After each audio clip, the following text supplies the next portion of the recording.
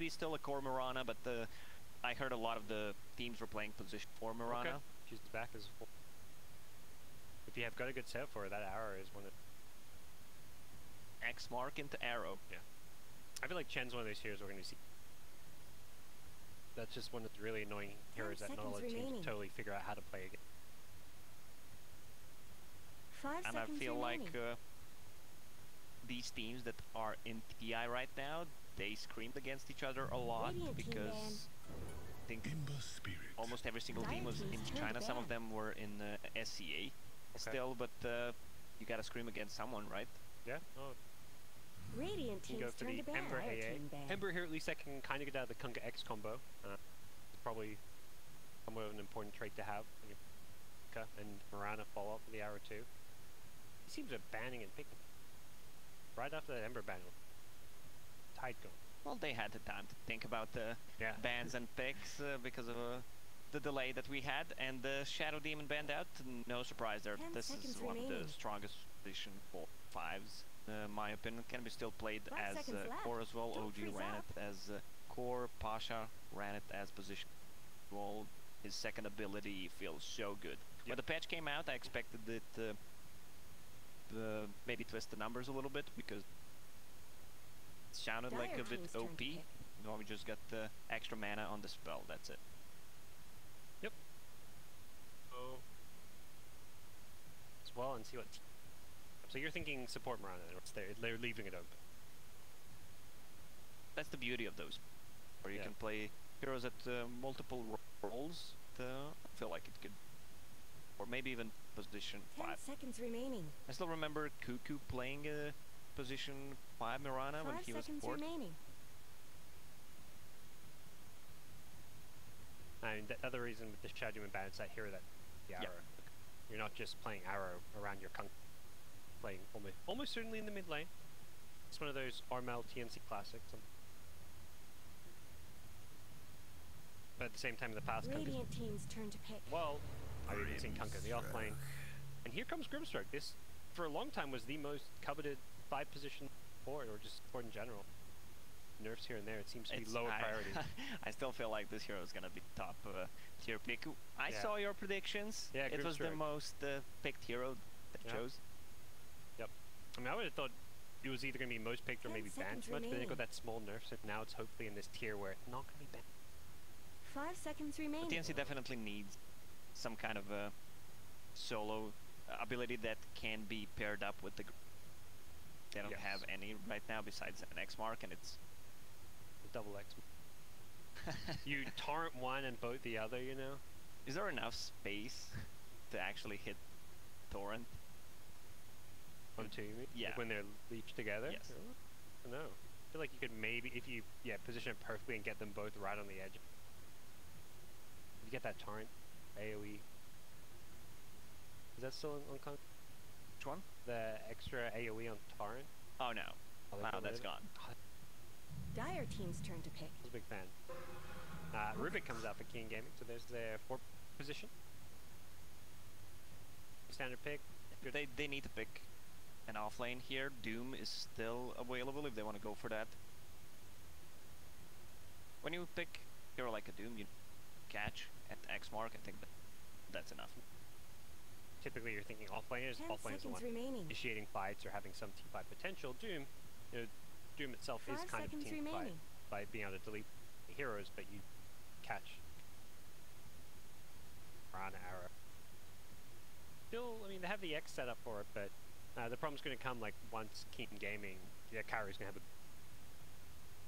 good only early mid game, but once ABs come online, it's no tool. If you're smoke ganking, how do you jump and kill someone? Yeah, it's not the best ability to initiate with. I mean, if they have BKBs, if they have 4 staffs, it's easy to play around it. Long and hard about this. Kind of way you want to do that reserve. You can go for something lower cooldown, something like a Sanking. And that's your. Then you have got like another source. Bristleback. This is one of the heroes I heard a lot of people talking about. They think this is going to be played and picked a lot. Underrated core. Can be played in the safe lane. Can also be played off lane. I feel like a lot more people actually talk He comes online so fast. The itemization is tanky enough, and there aren't too many counters for Bristleback. OD is already gone. They could go for anything that builds into Silver Edge. Slark is good. 5 seconds remaining. A good Slark game. Even then, you've got Slark Ember. Kind of normally want to have, like with Ember, some kind of core that takes objectives, towers, Roshan, etc. And Slark is not it. You can still make it work and play for the late, sure, but does kind of, you know, talk about drafting. There's a lot of boxes you want to tick to make sure a well-rounded draft, and I don't. Slark ticks some of those boxes that gaming are missing. Often with the AA, you see these like stunning carries, like the Sven was very popular. I feel Sven's one of these heroes that can do okay against Bristle, like you have damage with the, but it takes a lot longer to come up. Bristle, 1 or 2 items, Vanguard, Hood. Solar Crest. That's the item to go for on Bristle. That's true. Dire team ban. Forget the soul. Lifesteal. Lifesteal. It's really good. They don't threaten him. They have nothing that goes through the rage. They need to pick some single target ability for a Grimstroke.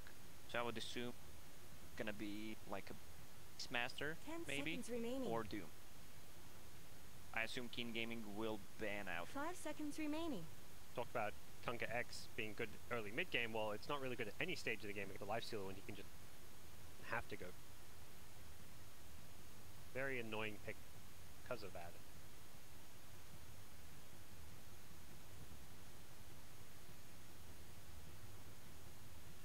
Some hero to combat.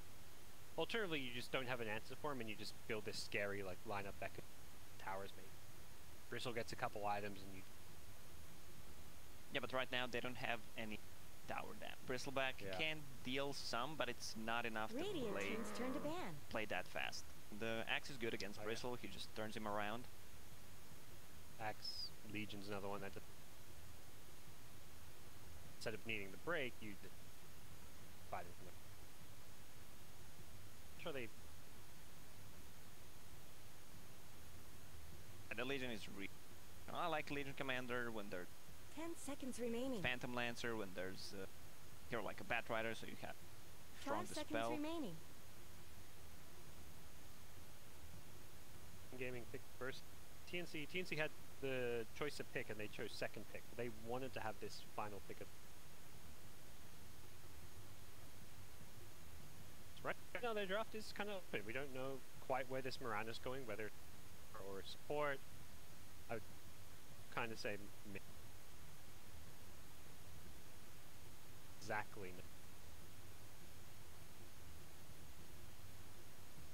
One thing I'm hyped about around the TI time is because there's gonna be some stuff that we didn't see before, and we're gonna go, how did I not think? Like some hero that's suddenly really good. Or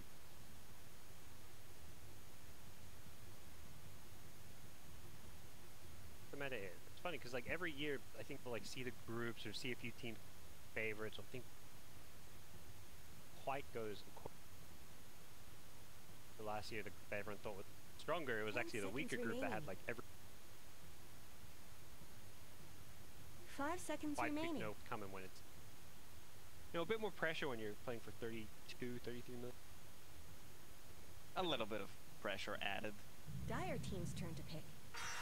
Timbersaw. Oh, that's a good answer for a Bristleback, and they don't have a counter for. And that similar to like TNC, they have catch out of their mid lane. The Ember gives you some catch when stuff come online, so. Yeah, but they're really limited with their last pick. They need to have a good hero against Timber, Lifestealer, and Ember. They don't have enough control for Ember Spirit. I don't think X-Mark is that good because he can dodge it with the slight, and there's really no follow-up besides the arrow. At least Kunkka is one of those catches that's good for Timbersaw. If you've got damage to follow it up, like you X him, he can't just chain himself away. You've got to be able to kill him now during that period. You also need a Spirit Vessel. Great against Timbersaw, so I'm wondering if Kunkka want to work towards that. It was be a core Kunkka. Kunkka is the hero that you can buy pretty much any item on him in the mid lane. But if Mirana is going to be played as position 4, should be the one buying it. Well, was Ursa banned, that would have been such a good pick against both Lifestealer and now the Timbersaw. TNC, they're running out of time. They need a Timbersaw answer. It's going to be Arc Warden. Maybe not an answer per se, but it gives them a way to try play and win this game, which is go late game. Like, let's just take it as late as we can with this Arc Warden.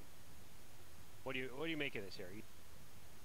I don't feel like either of us were expecting a Gabby Arc Warden to come out.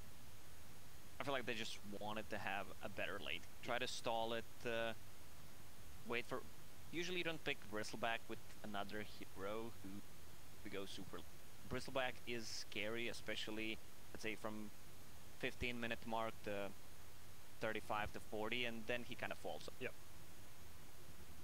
Well, we're going to see how it works out, because, yeah, this is... You've got the super late game of the Arc Warden, the more early mid-game of Bristol.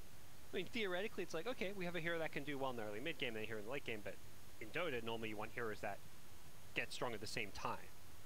Yeah, but you also have, like, 3 great heroes come inside Arc Warden's bubble. Timbersaw does not really care about him. He wants to go in. He wants to be focused. He's gonna be the one creating the chaos. Also, Lifesteal can infest him, so it's really easy to close the gap and kill the Arc Warden. This is not where you would normally typically expect to see an Arc Warden. You'd think, oh, you're playing against range carries like, you know, TB in the past with Metamorph. Arc Warden was like one of the counters to Terrorblade. But against these melee heroes that 2 of which have gap closes, and so Timber just doesn't care anyways, because Arc Warden. And I guess it's more about the ability to delay the game and stall with like split push and clone, and to just shove out lanes and be annoying. Arc Warden became popular when Drow Ranger was also being picked a lot, so he was considered a counter to Ranger lineups. Alright, we'll hop ourselves in at our first game here on TNC versus Gaming. You've got player names on your... I don't know what's happening, but I have player names. We've got their in-game names to make things a little to their own. Yeah, you can just watch my screen to know who's who. So it's gonna be so it's gonna be position 4 Morana,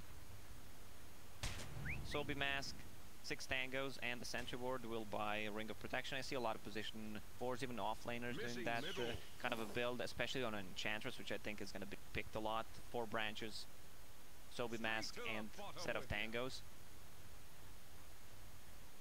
Well, I love that screenshot you just took. It's like TI side guys. It's like the selfie, you know. It's like, all right, that one's going straight on the social media. I was activating the little camera control. Also now I've got signal. Here we go. So early ward planted down. It was the Kunkka or Mel who kind of scouted out that little smoke gank. Does look like TNC for the most part, not really looking to contest. You've got most of the heroes. Kunkka was hiding in the trees. Arc Warden's hiding. And Radiant with a super deep. Crazy. Well, this ain't no snowball way up here. Fight. The one on the top. I mean, it scouts the lanes, but I'm not sure what they're doing with that board. Actually, I guess they really maybe want a certain laning setup, like so the lane matchup they hope for. He is running from top down to bottom. Courier is running by mid, and it's going to be Courier snipe. Oh, no, I think he mistimed it. Tango can get the second right click. Yes, he's got it. There it is. He's going to get it. To start TI. And the pause. TNC say, hello. What's up? Checking my settings. Yeah. Sorry, settings, guys. I bet the Grimstroke was like, don't pause yet. I've got to kill the Courier first. Then we pause. Not for a moment, I thought that he's not going to make it. He was like, it looked like he went. He did go a little late, but he managed to just. And who the Grimstroke is? What? Cuckoo? Yeah. We got some audio.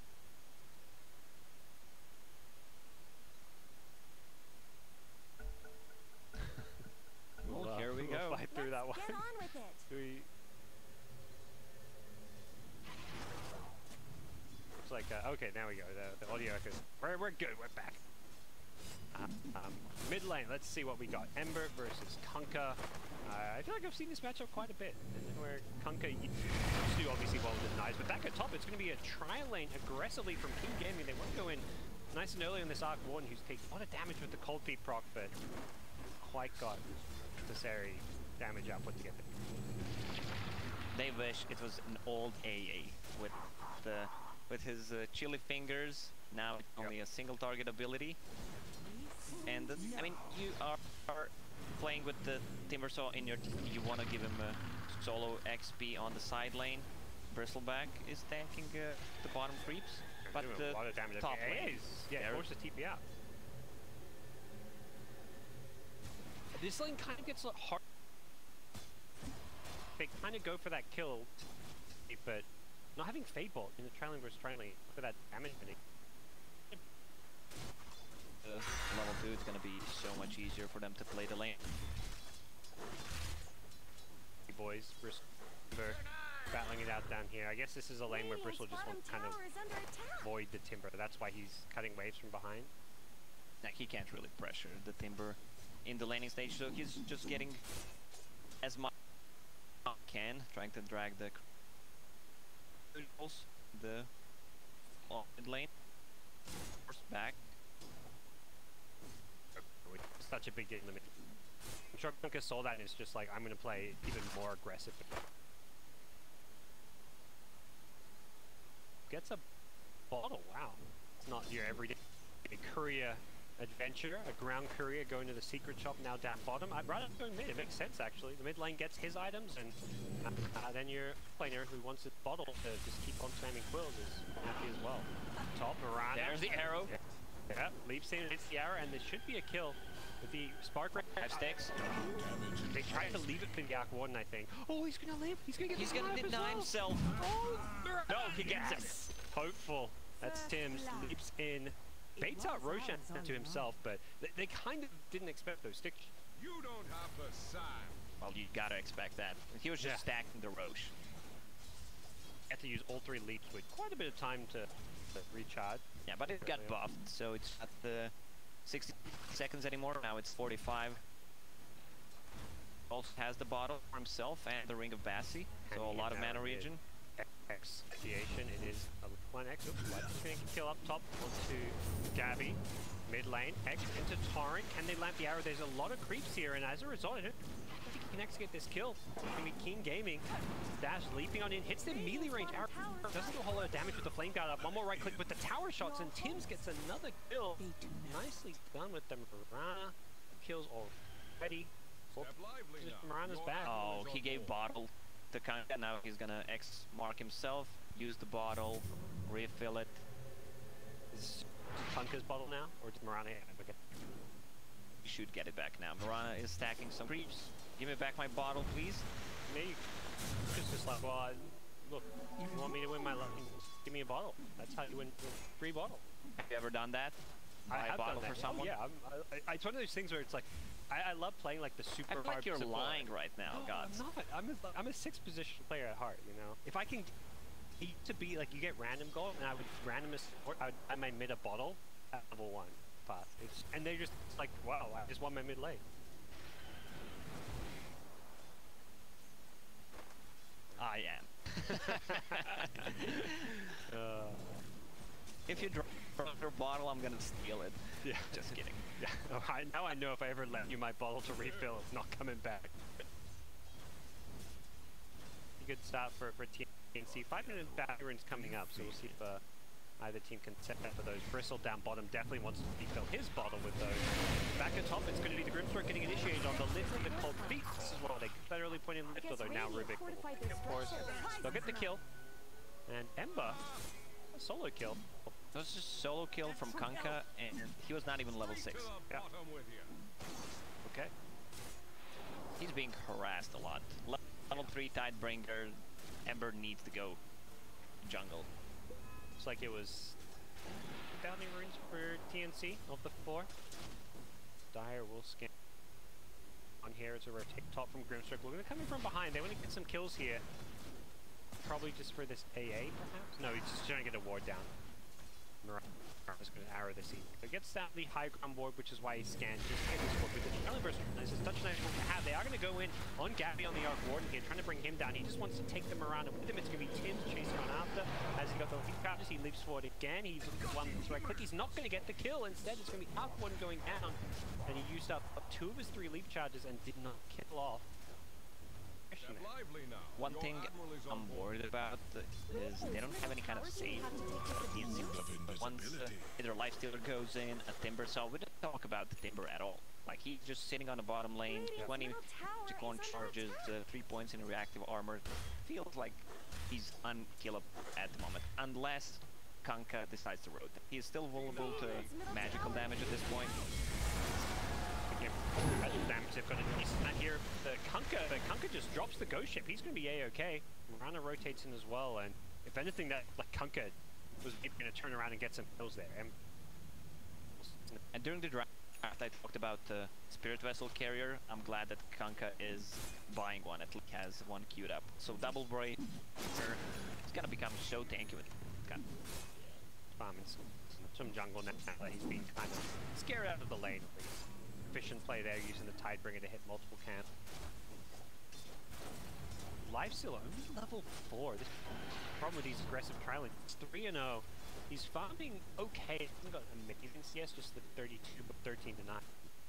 Dyer's bottom tower is under If he's under leveled, I would not be surprised if he is the one that buys Stone for him. Buys it. Oh. No, someone else buys it. He's a carry. Sorry. Generally, you're in agreed. He's looking to keep getting some kills up here. But with the Bristleback TP rotation, Lifestealer, yeah, he's going to have to rage TP, which is... It's that easy. Yeah. Just TP out.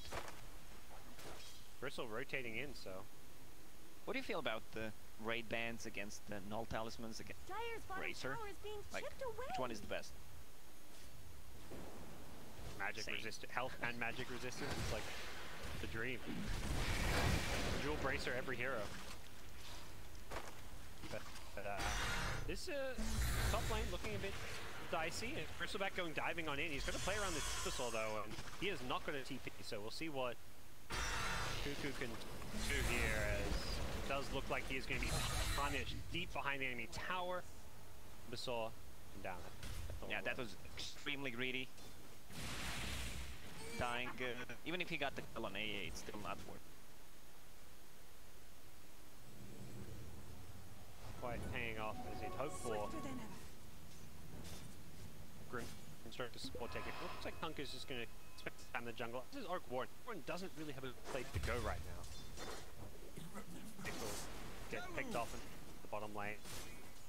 Kanka rotation. Kanka realized his role. He needs to create space for Arc Warden at this moment. He needs he's on top of a CS chart, 71 and 13. Has that urn flying to him. Every single time the boat is up, I would not be surprised. Arc Warden really not having a good 18 CS on it. But is one of those cool, so we could see a very active here. Now it's going to be playing around this bottom lane, but the Lifestealer, not really the ideal hero to make plays. They look for an arrow. Expect to have that initiation work too well for them. Come on in and start harassing with that Tidebringer. Kind of probably knows he can't initiate here. Some good damage with this Tidebringer though, is really want to pressure the tower, but Lifestealer, he knows he's got TP support if they overcommit on him.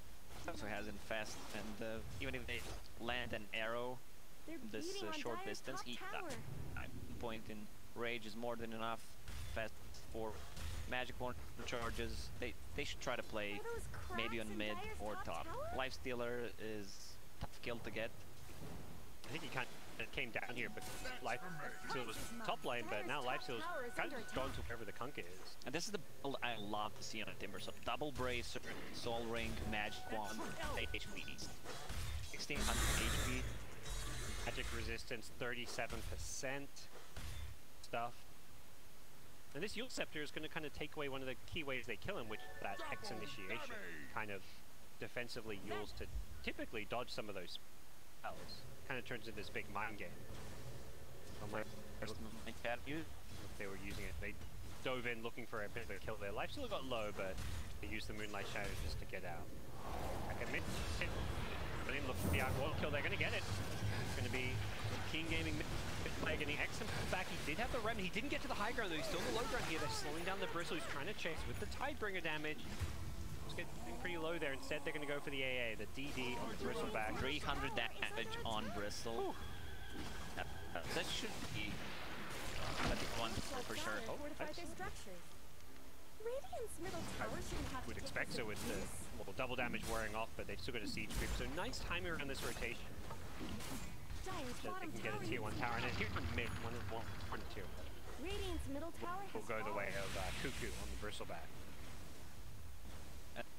Timbersaw already saw what Gunk is going for, so he that the Yule Scepter, which you mentioned, it's a Dispel, and also they kind of lack abilities to stop the TPs.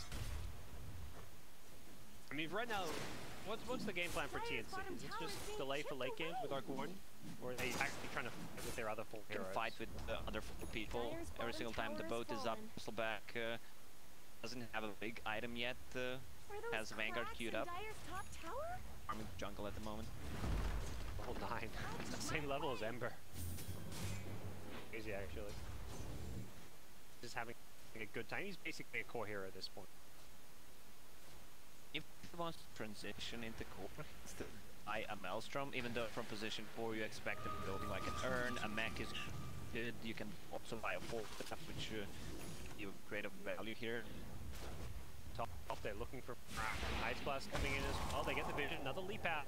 He'll just go for a TP, like Kinesis, not there. A little bit too far. It's an Arc Ward.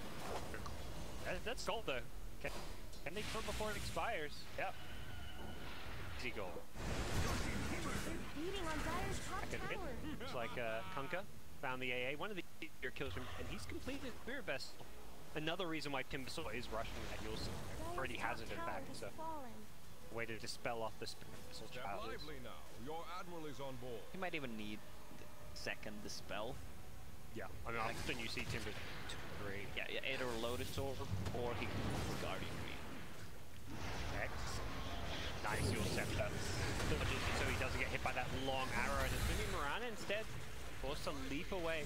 But it's going to hit a couple. Not getting them all too low here as Ember gets again, but I don't think there's too much fall off from TNC. Leave the dash alone. Just pop the smoke. If they can get Arc Warden once again before he gets his Midas, they're pinging it out. He has no boots. Is he gonna stay? Sentry Ward is ready on Kaka if he wants to place it. He's dropping it. Yeah, they're gonna go for this kill. They really want to, and they have he's trying to fight. He wants to be on the roof. He's gonna get the kill. Can he buy them? Yes, he did. Ooh. Yeah, he got the kill before and bought the Midas. Yes. That's huge for him. That kind of salvages that situation for him. And actually, with the X into the arrow, hits the Timbersaw, heals this one off.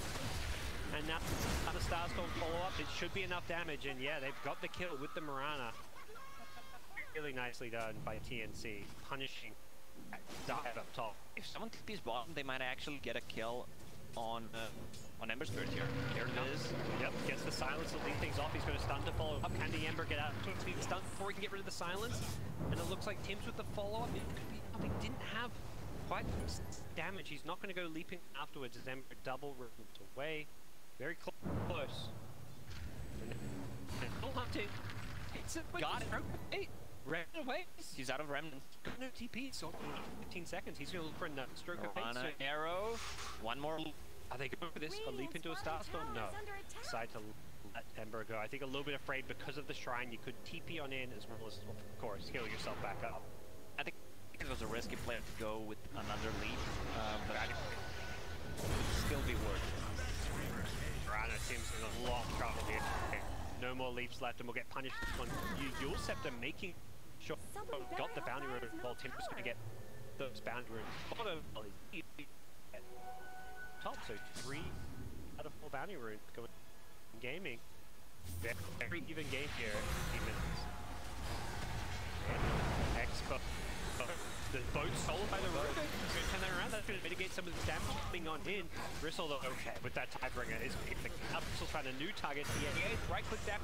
Right click, it's there. It's just enough. As Bristle in all sorts of trouble, he's overcommitted. He's kind to the Timbersaw. That pure damage coming on in from the Chakram. Bristle will pay price. Arrow. Yeah, have they got the damage? The vessel. Silence. Yeah, they should be able to do this one. Dual Scepter is there. They should be another vessel. No, he's out of charges. Can they even kill him here? He's going to get Mel and someone off to trouble. He gets him back in. Is there another Starstorm? Couple of seconds. He gets the kill on the Timbersaw. Wants the Ember as well. And they'll get both. Really nicely done. The Warden rotating it as well to get a kill. Mel has his Midas up and is a very happy camper. There was no AALP. There was no Rubik because he died before that fight. The TNC playing extremely well at this point, giving Arc Warden chance to come back into the game. His Hand of Might is the most important item on the hero, even though he didn't get it at the good timing. It was, what, 14-15 minutes? Yeah. But still, they're playing so well with their 4 heroes. Maybe an axe build on the Mirana, it looks like now. Right click transition, it's transitioning into a different kind of core. More one like pushes out lanes of Radiant's bottom tower's got a lot of farm tap on your 4 position. I don't say that in a bad way. Yeah, Mirana with Ags, it was kind of a beamy build. It was a bit OP, and then we twisted the numbers way too longer of a cooldown. Now it went down from 9 to 8 seconds, so it's pretty viable. Here is rotating down bottom. It's going to be a TNC scan right off of this rotation. Bristle still may get caught here. Yeah, it's plus damage in the Tim. They are going to lose Kuku. Who comes flying in, but damage is done. Timbersaw. Step lively now. Still step. Casey for more. This comes cut now. Find anything else that looks like it. Still smoke rotation. TNC will be too annoyed by that, but that third death on Kuku's Bristle. Not easy playing into the. I feel like both of these teams have good counters, but enemy. Like you're playing Timbersaw into Spirit Vessel, then you have AA against the Brittle, a lot of gap users against Arcor. Coming in, Conquer, the X to start things off. The Torrent doesn't. He gets them sitting away. Once Kanka gets beat, he's not dying. They have no damage whatsoever. They also can't lock him down, not enough stuns. The timing that the gaming is looking for is the Radiant. Yeah. Oh, nice arrow. Oh my gosh, they put the combo with the grip stroke banging. The lifesteal are going to get thrown up in the air as well. He couldn't get the range off. And now the stolen bow coming on in. It's too little, too late. The X-Back is going to pull the Rubik back in for a 3rd and a 4th easy kill. That's big, Seb, and that's a big turnaround. TNC, another great arrow from Tims to set things up. Also, they need this Timbersaw to take a fight. I was surprised that they decided to go for tier 1 tower or take a fight because they still did not have a Radiance there. They didn't have Relic. Oh my. Timbersaw was still down bottom and is going to find a free solo kill here. He couldn't quite get the damage up what he was hoping for, and he's going to get stunned and silenced up. Still chasing, wants to target one, and will get the kill there. 11. Playing in the enemy base here, and will be out under the tier 3 tower. That was a cute for TNC, and the BKB is finished on Kanka to use the courier. There's no way he's dead. Also Bristleback tanking up, finish hood, another arrow. This combo is Kanka Mirana. You can see why they first two pick it. You can see showing they've got plenty of practice and experience using it here. Timbersaw wants to run in and set something up. They've lost Ember though, so this is a bit of a bold play. Even though Orton's dead, Gabby's respawning to it soon. It's no point. It's right here they're looking to fight. Bounty. They desperately need this Radiance on a lifesteal. It's not the greatest timing. Need to buy a full recipe, 30 gold. How much is it really good to get the not necessarily changes the game, even though it's their timing. 2 cores on side of TNC gonna care about that Radiance. That Bristle with the almost full pipe and Kanka with BKB. Radiance is not gonna do that much. I feel like they missed the timings.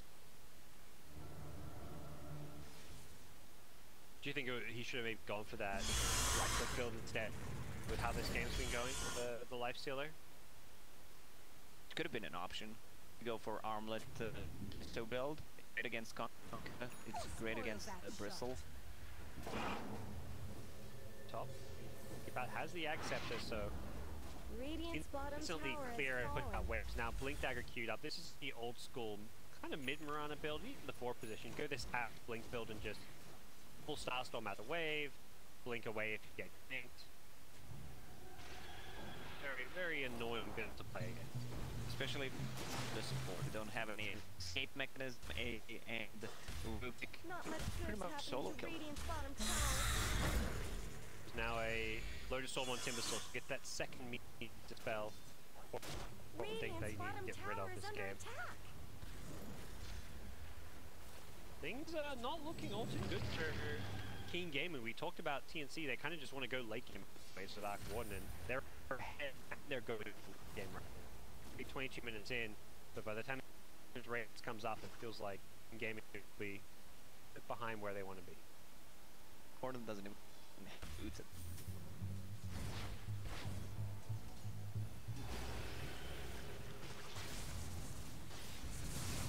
They're not your everyday build you'd expect to see. Don't me on your. If TNC gets another pick off or 2 hero pick off, they can easily turn that. Have Bristleback with the 3 points in Q, more than enough. Double scan. One is gonna connect, the dire one. Okay, Flame. Shows up, but he's not the one with any catch, and I imagine Rubik will not be sticking around to keep it out. They're back aiming jungle, they Moonlight Shadow, they're gonna catch Rubik here. Oh, he didn't actually get the X arrow because Kanka was lifted up in the air, and they should still be killed Rubik. Maybe not, the damage not quite there initially. Kanka's still diving for it, but it's being punished. Has the BKB, will he need to pop this one defensively? So fire 2 to get it with silence. Just run. I think he realized not a fight they want to take. Whew. Couldn't get the Yule Scepter off in time. TNC out. Save Grip Stroke, so. Now slip from Rubik, because the arrow, he couldn't pull the X back when he's lifted in the air. Kind of saved life with that one. Keen Gaming wanted to take that fight because Brilliant was just delivered to Lifestealer. I'm feeling TNC wants to fight right now. Arc Warden has 15, Mjolnir is ready. Also, we didn't talk about Mirana's talents. She went for HP on level 10 and arrow cooldown, so it's a second cooldown. If somehow this game drags, you're gonna pick up Spell M talent on 20 and multi-shot arrows. So good. The 10-second arrow is so nice when you're playing this aggressive. And speaking of which, it's going to be a 5-second arrow mid-fall. Not by a boat, they don't quite got the damage to kill off Mirana, and also the trouble to live to follow the cold feet. They lose Mirana, the X back is going to pull in the Timbersaw. They bring him down. The rage wearing off. Can they catch up to this lifesteal? Looks like they're going to change direction and instead go for the supporting path. They're going to be X as well. Stolen arrow coming into play, but doesn't matter too much as they will bring down Rubik as well. The question is, do they want to go for Roche right now? They don't have... she has buyback though. Maybe if Kanka had a BKB, they would have gone for Roche. They're still tier 1 out the top, so they're just gonna go and play it safe.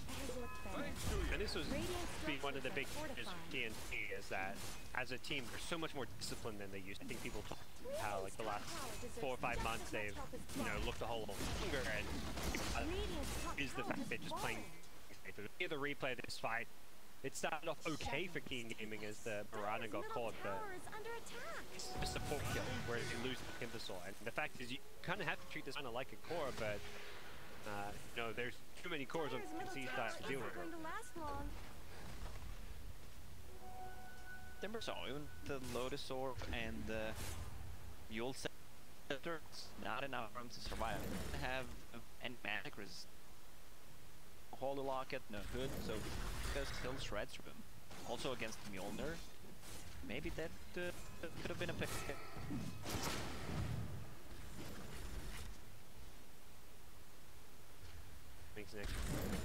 Have they really got much going for them if they just keep farming more for the late game? Are they gonna hit any items, you think? On side of Keen? Yeah. Well, Lifestealer still has like 4 slots left. Ember Spirit is also struggling with his arm. Is items that'll change his game, though, do you think? Or is TNC's graphics just the scary? When you're playing against the Arc Warden, it always feels like the enemy. When you're Arc Warden on your Someone better help Dire's middle tower. See if they've got the answers. It would definitely put their abilities to test here. Playing down 10k gold into an Arc Warden late game. Not possible. Definitely difficult. We did talk about that. You know, they've got 3 heroes that don't really care about the Arc Warden bubble. So they've got ways to actually get the bubble Arc Warden and kill it, which is perhaps got not see Arc Warden picked in these games where if you can late game, you just instantly win. This feels like one of those games where, you know, they can actually still do it. First, back, caught by the Ice Blood with the hood damage. He's blocking a lot of this damage. Negation is there. The X back on the Soul. He's trying to change his dual scepter. Will dodge the pullback. Looks like this will not come too hard. Break kind of a kill there as they have some split bottom. Warden. Get some extra gold out of this one. Close. It's got plus 300 gold. Look at HP on Blanca. He's level 20, extra 25 strength, sitting on the 3.5k HP. We're gonna run that almost 4,000. And with all this armor now, it's got AC completed. Lively now. Your admiral is on board. Breathtaking. If you like the double brace on Timber, it's going to go with this as well. It's kind of a standard days. Like a lot of these shut up, go quads. Never mind, that's only a okay. That's still gold. It's 300 gold. That's basically a hero kill. That adds up, and everyone can fight this mid lane. The arrow is going to be dodged by the rage. T1 tower focused by the life steal. They're going to leave the two together. The Ember there who's going to get infested. The life steal inside getting wrapped in. This is being pulled up in the air, and life steal does not have rage. This is just sucks for Team Gaming. Oh, they've lost Ember, who's going to instantly buy back, but this fight's already over and locked. The Ember, be careful not to die again. He remnants away. Mirana's going leaping on forward. Another arrow ahead. No follow-up though. I think Mirana was like, where are we guys? If we go get this one, arrow's sold now. As Radiant's top tower. Ember bought back, so TNC very commanding position now. Killed 2 cores, didn't lose anything.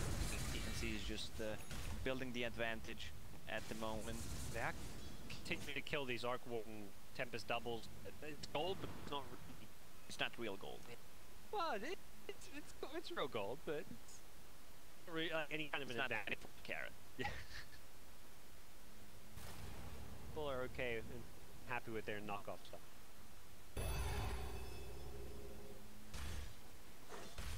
Not much good's happening to like you can know that 300 tower. gold, but it's getting you 300 gold every time you send it to another lane, and it's pressuring that. So strategically, yeah, you're giving up gold, but you're keeping every lane shoved out, and that's helping your team. And I love the pickup on it. Decided to go for shadow play. Like you have Invis, you have Mirana's ulti, so they need to invest a lot of gold in the sentries. Sentries are limited. We only have 10 of those. Also means that Tempest double, maybe he's going to be feeding a little bit less when he's going to play. So both of the supports will need to invest a lot of resources in playing sentries and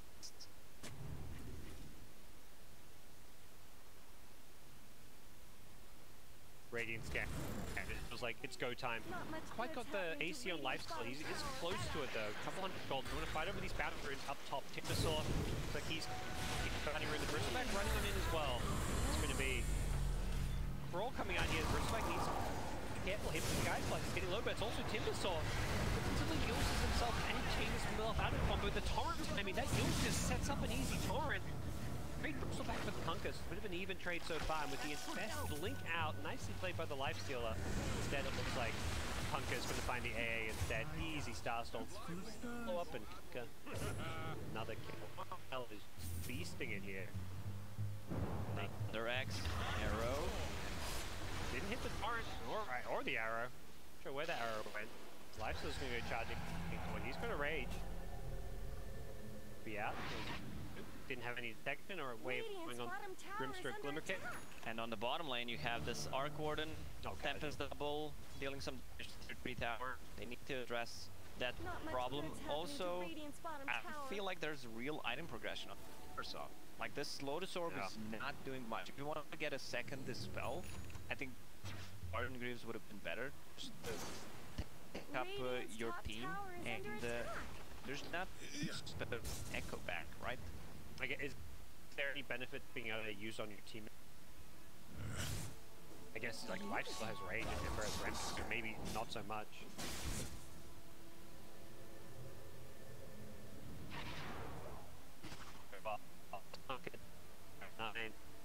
But him on their fantasy now are doing the same. Do some fantasy Dota Lacoste. I'm not that stuff. I'm into like this is me.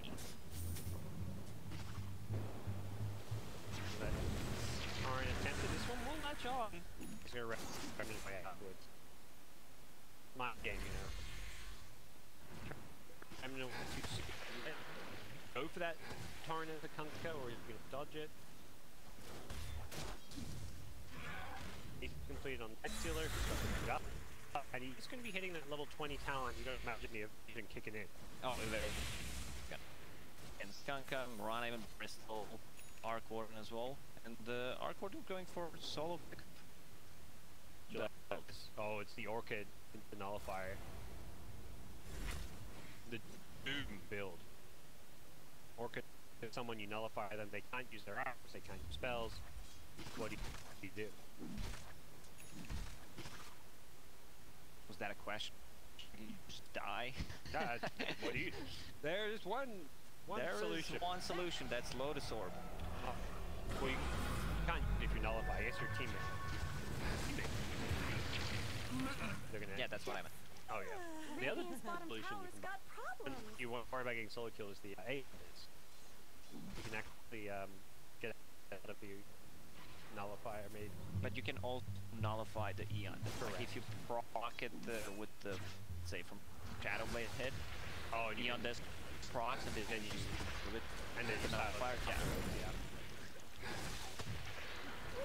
I don't know.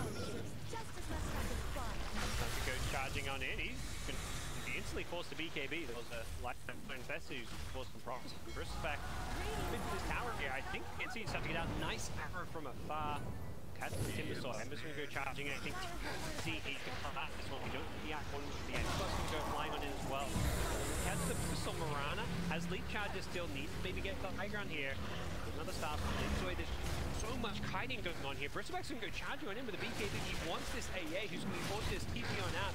Huku, his BKB wearing off. He's in trouble once his another arrow flying. But I don't think it's the damage for this one. He's got a half harass here. They're getting him low, and there's going to be 10 on the Mirana going down. Two are coming in from him. The stolen arrows flying back at TNC. But the bottom lane, Parker. Yeah, I was wondering what was happening. Where the Dark Warden is, there's your answer. Rain back down. They're saying go. They want to take a fight because they have vision of a lifestealer who TP'd back to the bottom lane to defend. But these teams are extremely tanky. Microsoft has heart right now, 4,000 HP, Kunkka, pretty much the same. So you have a Bristle on your team as well. So we're not gonna see any straight up kill. No one's gonna die straight away. I mean, we can see that fight lasted for so long with basically nobody dying. It wasn't until the Mirana overcommitted that she pays the price. But she thought she could kill this Timber. I don't blame her, but that's a 4k HP Timber with a lot of magic resistance. More bounty rune. The Kuku was going for some up top. Doesn't quite get him. And it's going to be an arrow follow-up. The stolen arrow. The boat's going to help with some damage mitigation. Instead, they're to change target. They're going to go find the Grimstroke instead. That was Spellbind and Dean Gaming, 15,000 net lead deficit for them. They are in the driver's seat at the moment, feels like. I mean, but there's still not a real. We didn't see a real fight with Dark Lord. It's kind of like a fight before. It's ever so. Might be coming in for this fight here, but they've got Tim's here. And you get this fight, managed to. As buyback wants to use, so we're going to see double buyback coming into play. Bristleback turns, pops the BKB with a couple of the 4-star away. Now it may be for Keen Gaming to get the hell out of this one. But Timbersaw has a package inside. It's the lifesteal. He's just going to have done it. Both follow-up is there, and they're getting it very, very low. Still a lifesteal to pop out. Third and buff. Hasn't got rate. Couple of seconds. Doesn't have mana as well. With one charge, it should kind of turn and fight this one. There's Punk against Ash. He's in all sorts of trouble. Pops BKB, goes for the TP. Where's the bash? Where's the bash? There it is. Keen Gaming. Get it down 10k gold. It's now just 10k gold with those buybacks, and they're charging forward. Isn't going to last long. AC is doing God for the Someone better max help armor Dyer's middle for tower. the enemy team and the extra armor for them. Also, first off, this with this hard, man, he's so tanky. They're trying to focus him as the first target. I don't think it's a go plan. 925 gold from killing Parker, who was on a beyond godlike streak. And now on high ground we go. There is buybacks, but you really want to use a couple more, and if you have to here, happy doing what he with his dub blend. Lifesteal just gets deleted. Hey, out it goes. And Bristle's chasing for more once. It should be able to get him one more right click. Okay, arrow not going to be needed. Bristol back and they need to run straight into Roach Pit. Oh, they couldn't get this one. At the ages, I mean, Bristleback just bought back. Our quarter does not have, okay, he does not have enough money for a buyback. And the Keen Gaming, they realize they need to test the Roach, so buybacks are coming. They are holding on to life sealers, which definitely not buyback you want to use, but if it comes down to contesting Roach or not, you may have to. And I see what the set an arrow cooldown is, you can just constantly throw them out. Nice lift. Save EA's life there, I want to say. Arrows out, get yourself vision into the cloud. The Roshan pit they go nonetheless, with life still not buying back. They feel like they can go for this. I'm just going to be arrowing it as well. Roshan's going to go down so quickly. There's the Q and Medallion. He still has ulti. Scattered. They can go for some kind of a steal here. Watch the play, they don't want to buy life. Still 18 seconds without him, and Roshan looks like he's just going to go down. The Rubik doesn't time right. That just is picked up. Dr. Stone. That's Bristleback of Cuckoo, and Rubik. Costly play. He did not have buyback as well. Going for that without buyback. It's a risky play, but I think it's worth it. If he gets it there, because Bristleback already used the buyback, that's a lot of BB using a BB. It's a bit if you call Bristleback a BB. So being referred to B. What one of his many pronouns? BB. Your Bristol. I mean, it was brilliant from Keen Gaming there, but haven't quite managed to pull ahead of it. Instead, it's TNC who kind of restabilized, getting Aegis. I'll play without a couple of their buybacks, so you need to be a little bit careful here. Can he do it? Can who do it? Can he kill the tower? Oh. Through the backdoor protection. I can't answer your question, but we're just top tower has fallen. see some 25 coming out soon. That's kind of the next thing. Look, Arc 1 hits is, and oh yeah, everyone's favorite Arc rate damage. Always a rare one. It's not his finger.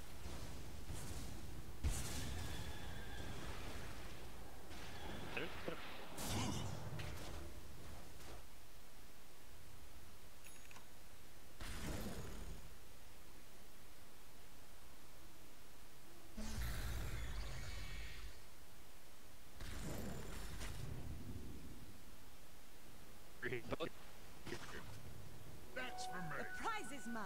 Shot arrows there. Talent, arrow down, 10 second, 3 arrows. It also is vision. That's that big part of it. Those arrows will eventually hit. There's 3 of them flying around. You can't dodge them all the time. arrow when you see it coming is one of those spells that's pretty easy to sidestep. You're inevitably going to hit something. I love what TNC is doing. They don't have too many single targeted spells to combine with Soulbind, so they are building this Arc Ward, the Orchid, Nullifier. Spirit Vessel works. TNC despite save, so kind of just playing it slow and chill. Swifter than ever. Double damage bought up for Kunkka as Daedalus. Crits could start doing some in these fights as well. Gonna slow down this pace. Instead of the BKB, Mirana ended up going for Lotus Orbs. Have a bit of extra dispel and save. Great against Lifestealer, removing the chains from Ember Spirit. Also has Force Staff. Talk about this really good item. Just adding potential to what Mirana has right now. Ember. Oh, I love fire. It was mid-air. It's flying across the map. He was close to catching him. Still gonna hit him. I think it's gone. It was still flying in the air, but yeah, maybe he destroys it. Allies disappear. Fire is just alternative reality right now. So Timber needs 1 CX to get himself to level 25. I assume he's gonna go for Verling that, since he's playing against the 2 strength heroes, but the Timber Chain is also good against Arc to close the gap. You just get on top of them. He decides to go for level 25. There it is. Healed up yet? There we go. Whirling Death attribute and Ghost Ship Lead. It looks like Dire fortified their structure. Gunning for this Timbersaw. Catch him again. Dire's bottom tower is under attack.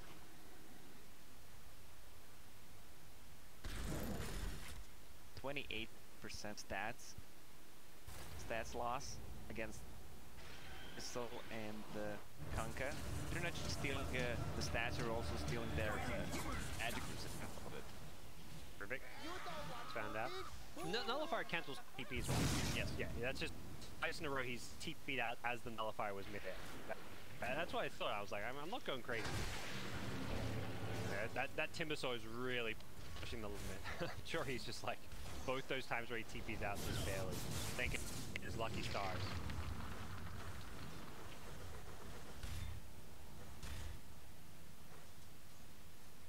Who else is? Lifestealer, Ember, Mirana. Coming up. Lifestealer, what? Rage duration, you gotta imagine. Ember. Sleight of fist trap? I think he's gonna go for the left out. Okay.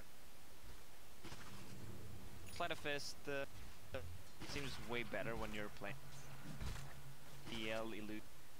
Step lively now. Your admiral is on board.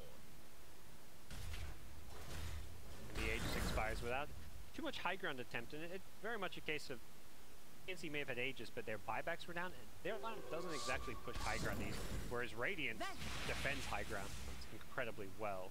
Now you have Rubik, Timbersaw, Slide. Time around, Part 1, they're waiting. The trap was left in, and you get pummeled. You might be tanky, but against 2 Arc Wardens and the whole enemy team, Bloodthorn, Nullifier. Yeah, the crit. And they finally catch him out there. They actually like the Bristle with the Ice Blast here. He doesn't go for the BKB and says he's going to get full stuffed away. BKB now. They're trying to get some extra damage on this tower with the Ghost Ship fleet. And it would be a stolen Torrent. The spell he was hoping for. Bit of damage dealt to the tower there, but significant by any means. Tim dead. It looks like Keen Gaming have no issues defending high ground without Bristle. Yeah, I feel like does not want to fully commit. Yep. New Roche may respawn in a minute. Wait for that, because our can pressure the side lanes, give them the info where the enemy heroes are, and Roche just dies so quickly with the Bloodthorn and Duke. Rubik, no. Has Ghost Step.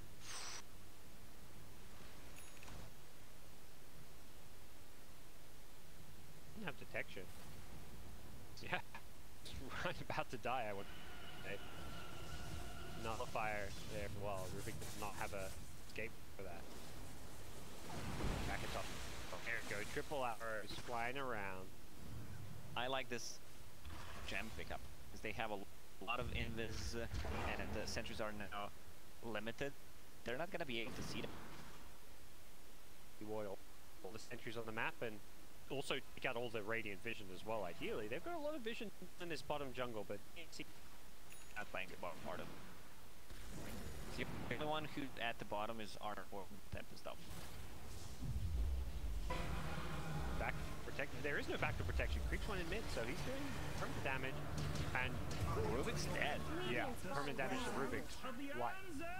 So I say permanent damage. It does have that health regen. 700 damage dealt. Not instantly healed by the backdoor protection, but will be healed over time. Just gonna keep sending some doubles in down that bottom lane. That's gonna be the play. Has a blink dagger now instead of the shadow. Arrow. Oh, it connects on Ember. They're pinging it. It looks like they want to go for the building damage. They're playing it safe, and then it's gonna be Arc One blinking in with the nullify. He broke the Lincoln. Trying to get those right clicks in. Doesn't quite have the damage of the Arc Warden, and he will lose his Tempest double. Still, permanent damage dealt to his tier 3 tower. Level 25 Mirana. What a zoning tool. They can keep doing this. If the lanes are pushed in, she uses the arrow for the vision. They need to reposition themselves, and they just deal the damage to the tower. Slow and steady. We have 3 hearts in this game. For Lux Pink Tanky, I guess. Hunker with a Hex queued up. I mean, you talk about getting items to combo with the Grimstroke. That's one. That is the best. Grimstroke also has one queued up. TNC's lineup is scaling in all roles, and once again, bottom lane. Yeah. Pushed in. Doesn't look like Arc Warden but his double did. Where has another one if he wants to send it down there. It is a melee Rax, and I think right now King Gaming very focused on Roshan. So this bottom melee Rax. That's a lot of spark rates in the Rosh pit. Oh. Oh yeah. We've seen that before when Miracle played it, but he had Arcane Rune, right? Yes. Quite the same outcome. Goes in looking again. The lift is there. Save the Ember's life. Double. So obnoxious to play into. You get gold for him at least, but I don't know, it doesn't feel good to get 300 gold at this stage of the game. Because you're just constantly on the back foot. It doesn't matter. It's not about the goal here. It's just about where you're forced to play on the map. And as a result, TNC, this is a free Roshan. Cheese and the Aegis. Arc Warden is running out of slots. I mean, he can still buy Moon Shard, Aghanim Scepter. Spawns a ability, Rune Fort. Yeah. Oh, yeah.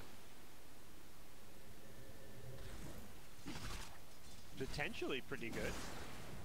Oh, if you get double damage or if you get Arcane Rune, it's so good. Yeah.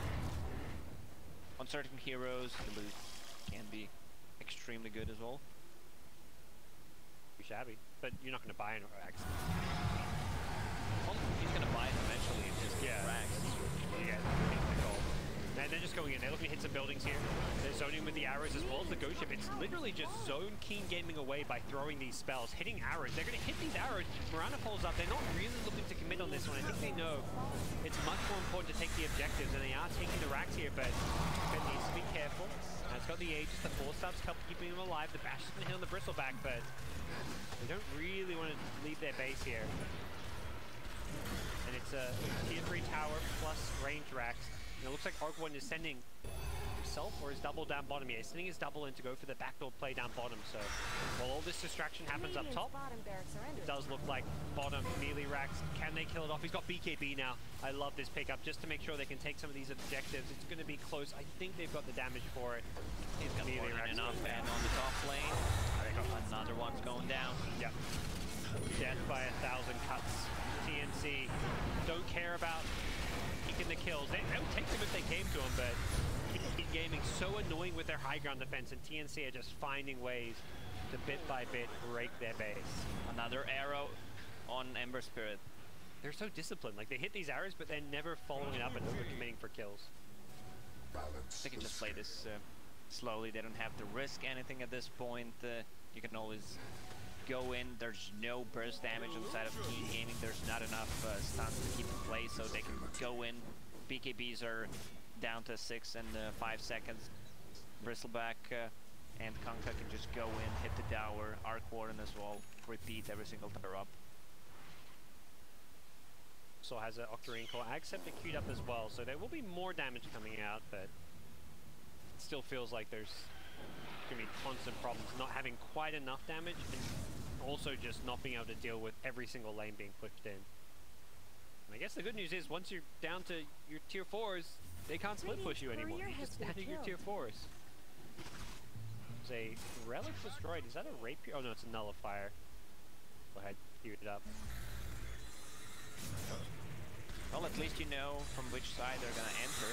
It's gonna be mid, so you can prepare for defending the mid lane. Well, you say that. Watch some like Spark Breaks, Tempest Doubles go in bottom or top for the tier 4 towers. They have a sentry. Coming, but at this point, Arc Warden just seems keen on using this BKB to take objectives. Plan or not. Arrows and Torrent, they are just looking to force these towers here. Arrows continue to go flying out here, and it's going to be Mirana leaping on forward. Didn't quite have the damage to kill the Rubik, who did get kept alive the Grimstroke at the Glimmer Cave. And the arrows just continue to go flying, and it's going to be tier 3 tower. Looks to be playing tier. Timbersaw getting so incredibly low. The Ever forced to buy back. The Ice Boss is going to land on 2, but the damage just isn't really there. They're kiting them with these 4-stars. There's just nothing King Gaming can do. They just can't keep these heroes in place. They're falling one by one, forcing out these buybacks. 3 buybacks used already. TNC may just say, let's just you know, re-engage, reset a little bit, but they're being chased after here. I think King Gaming feel now it's now or never here. The arrows going flying up, forcing them to kind of disperse. It's so hard to chase when these arrows are just flying at you. Warden will throw in one last Tempest Double. This one maybe just to beat away some gold. The arrows again going flying. Doesn't latch on anyone. The leash though is there. Soul Binding 2 together. Mirana's got leaping in with the double Starstone. Doesn't quite kill the Rubik here. Lifestealer still leash. Will get the rage away. And with Rubik dead for 100 no buyback seconds. on Rubik. Not looking good. Timbersaw, fall back in. He's got no buyback as well. And this is looking like the end for King Gaming. A cleave from the Kunkka. Slices through the Lifestealer's life, and it's GG. 53 minutes. King Gaming, they fought hard and long. They were so resilient, but it's TNC. Came Arc Warden. I love the patience from TNC. Arc Warden did not have a good time early on, but the other 4 played so well, created the space for Arc Warden to come back into the game, and the itemization was perfect on their side. Even though I'm not a big fan of Grimstroke and maybe you don't have any single target abilities, they itemized perfectly. They had Spirit Vessel on Kunkka, picked up as a first item to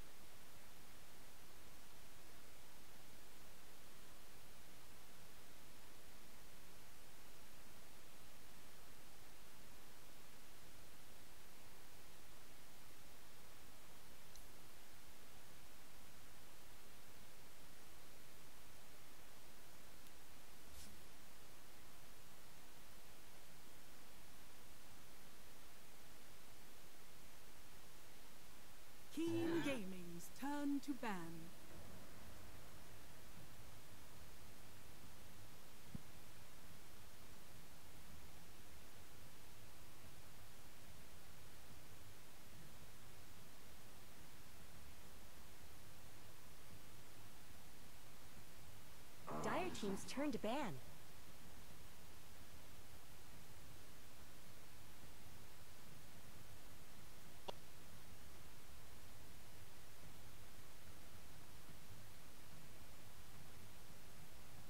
Radiant team ban. Dire team's turn to ban. Radiant team's turn to pick.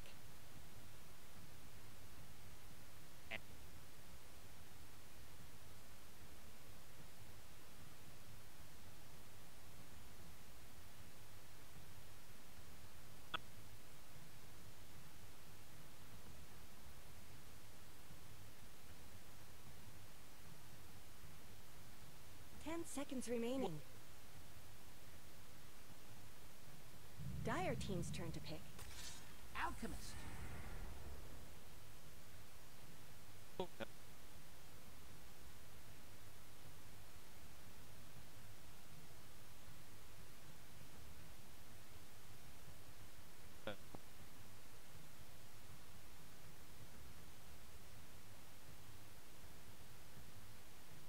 Seconds remaining. Dire team's turn to pick. Shadow Demon.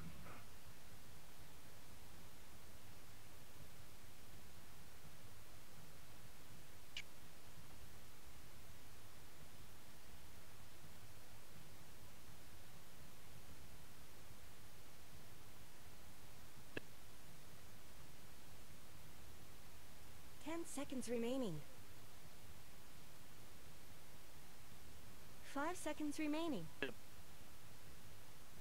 Radiant team's turn to pick. Admiral Kunkka.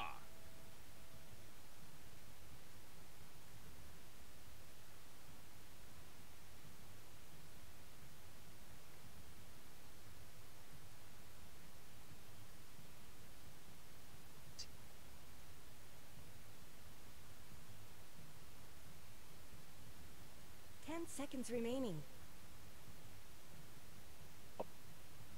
5 seconds remaining.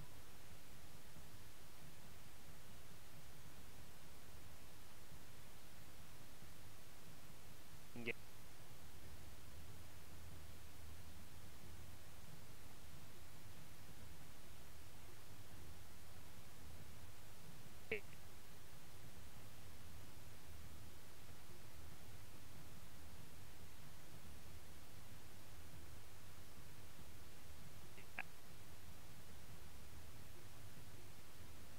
Radiant team ban. Lena.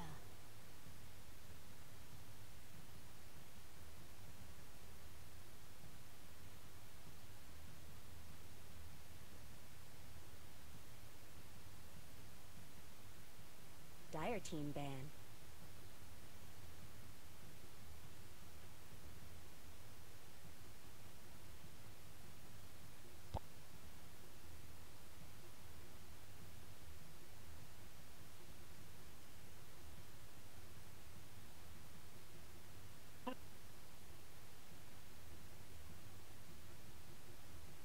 Seconds remaining. 5 seconds remaining.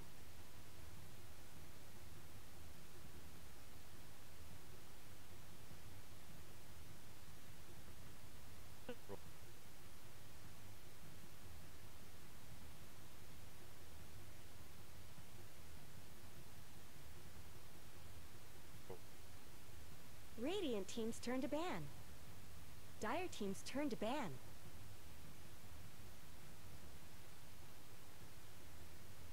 Miss.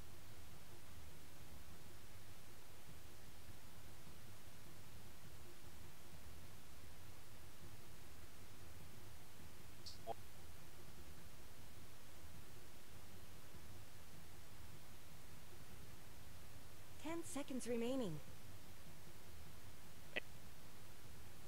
5 seconds remaining.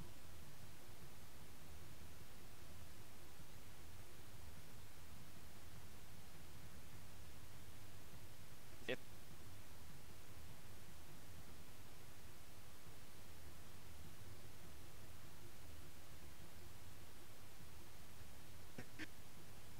Dire team's turn to pick.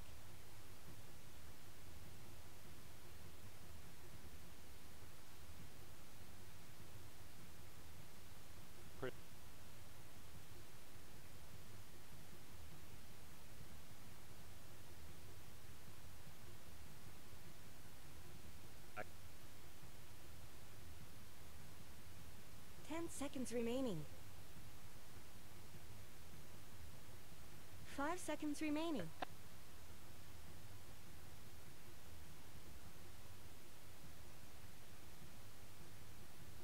Radiant team's turn to pick. Earth Shaker.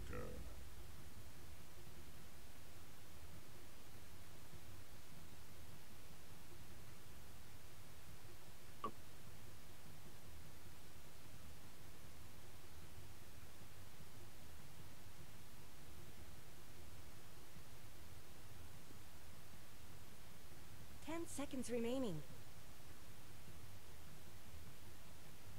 5 seconds remaining.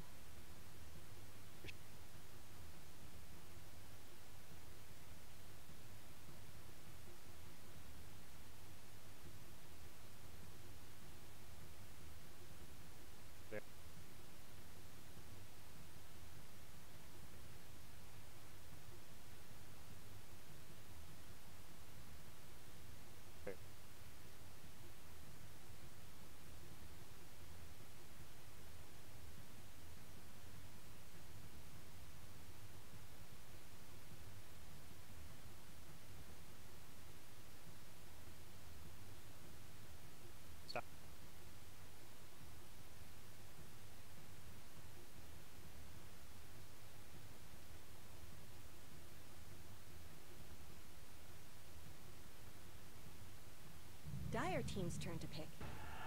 Bang.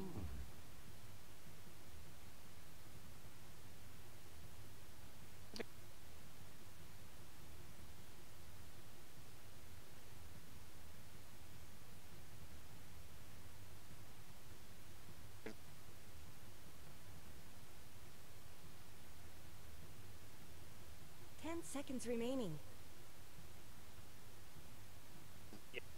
5 seconds remaining.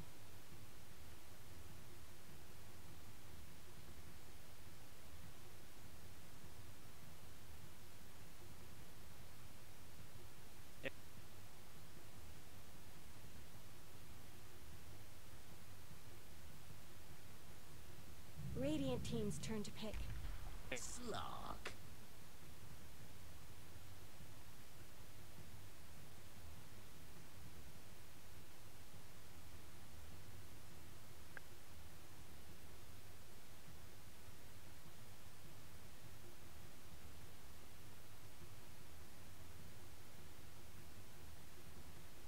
Seconds remaining. 5 seconds remaining.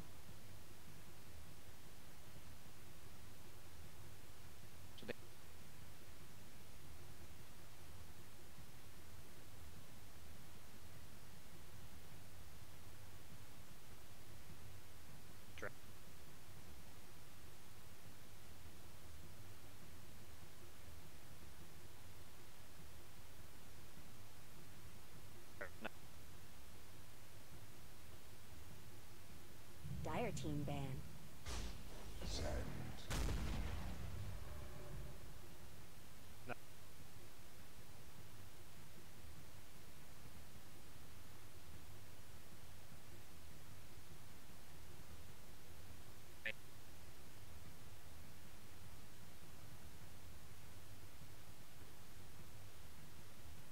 Seconds remaining. 5 seconds remaining.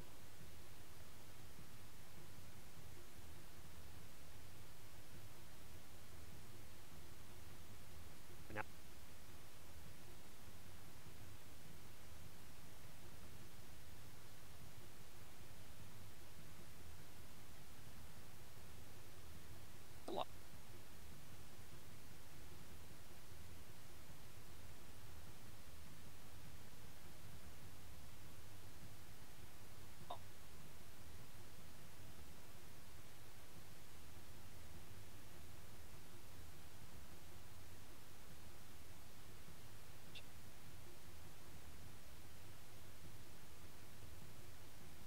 Radiant team ban.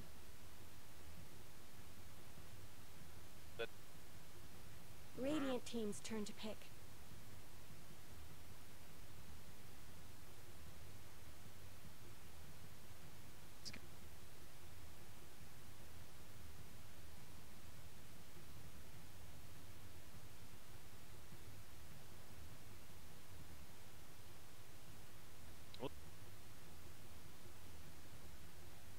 seconds remaining. 5 seconds remaining. Okay.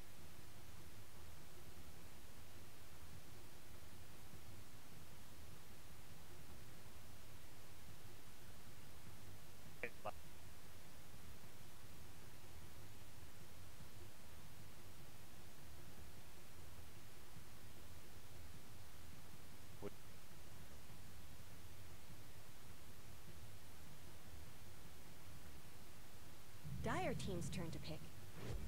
Queen of Pain.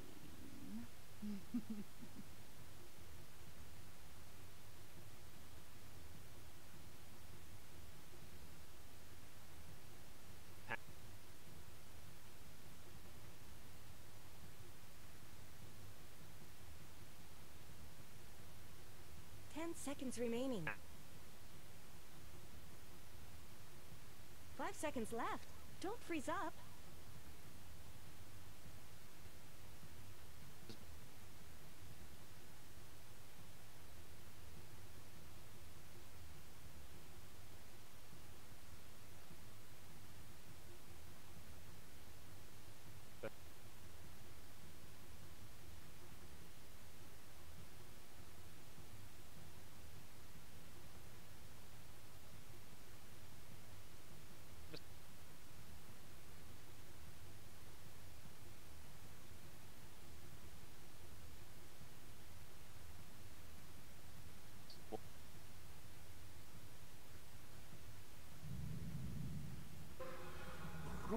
Choose your hero.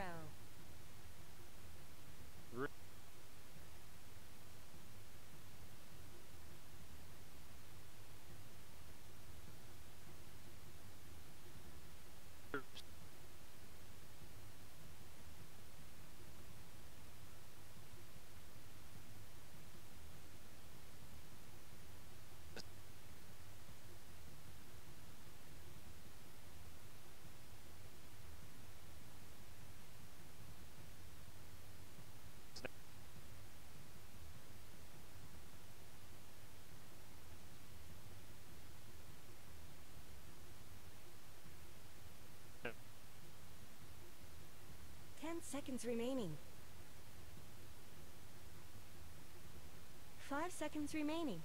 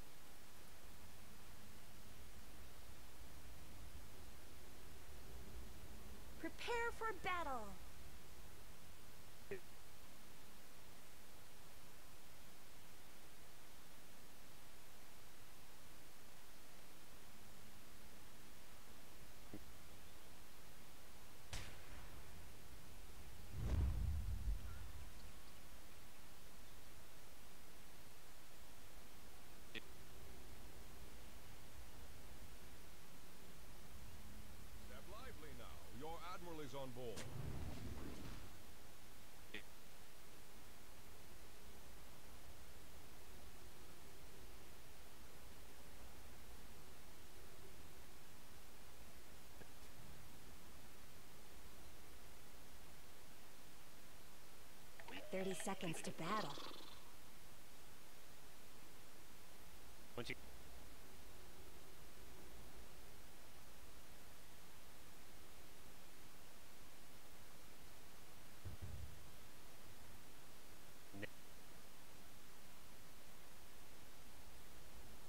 Straight to the bottom with you.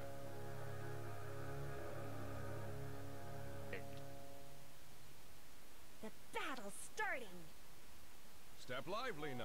Your admiral is on board.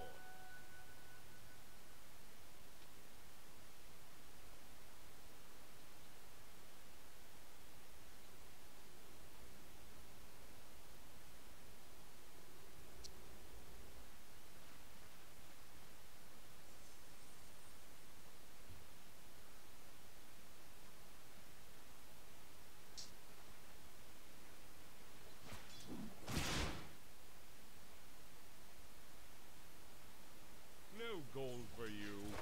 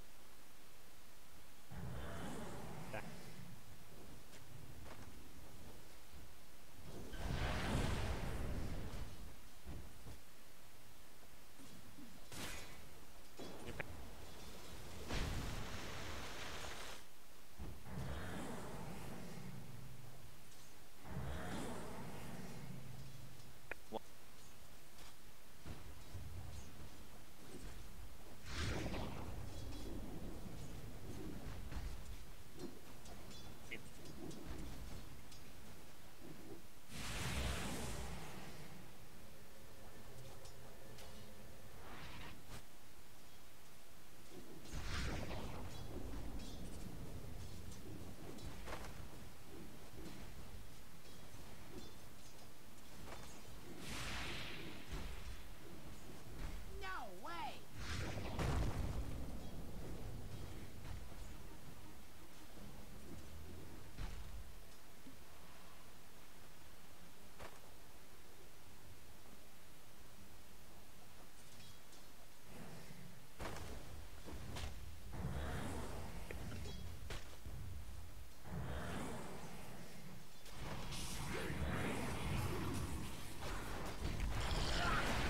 Too many irons in the fire.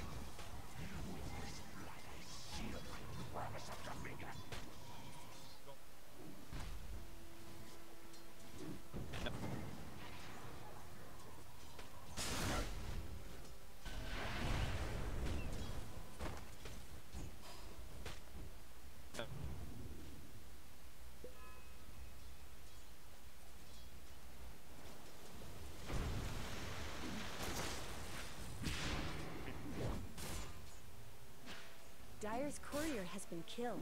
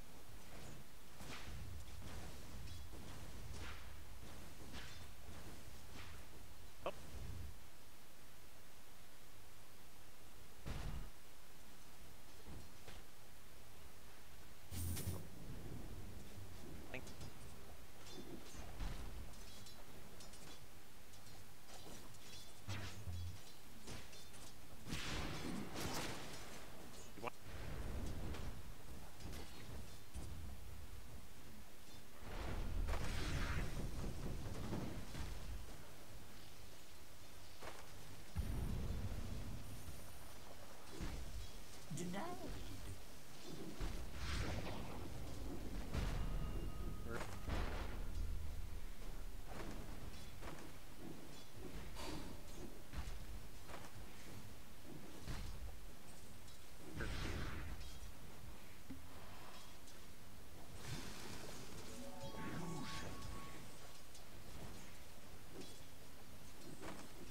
That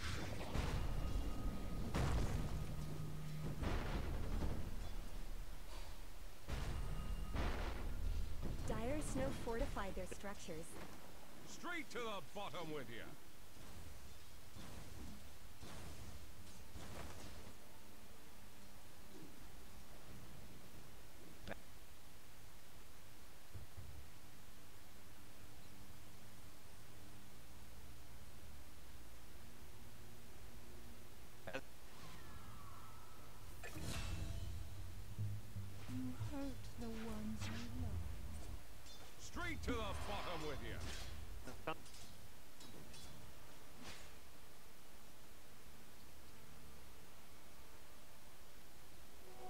We'll take that.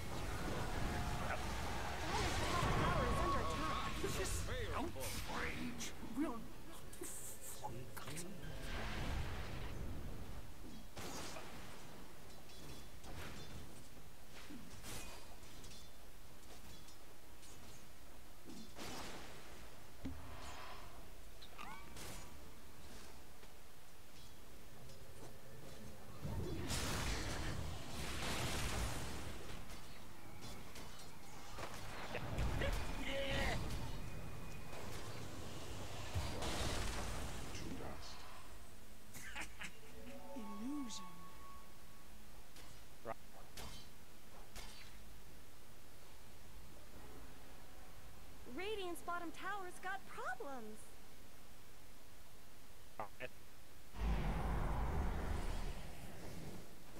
Not much good's happening to Radiant's bottom tower.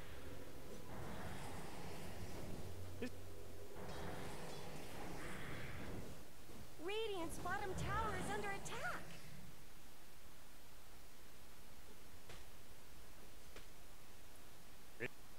Radiant's bottom tower's got problems.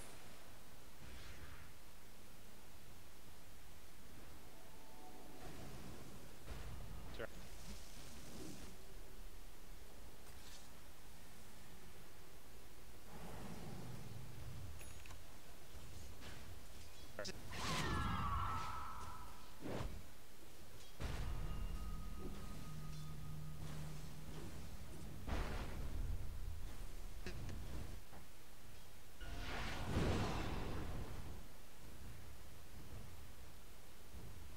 Radiant's middle tower could use some help.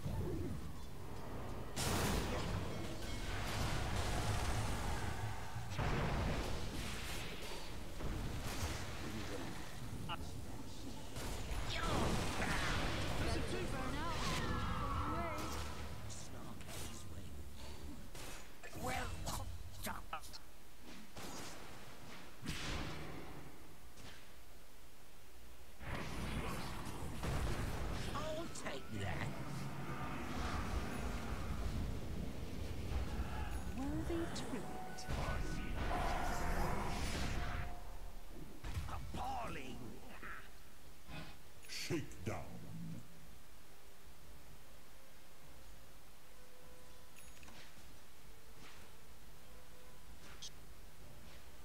Demon gold.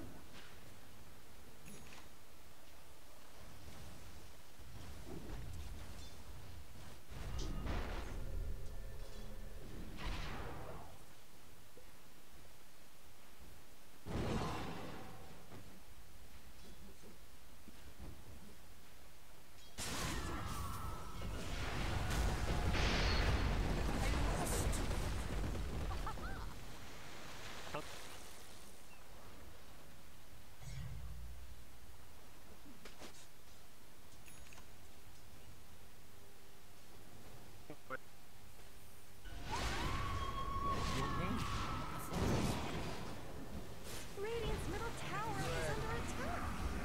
It looks like Dire fortified their structures. Radiant have fortified their structures.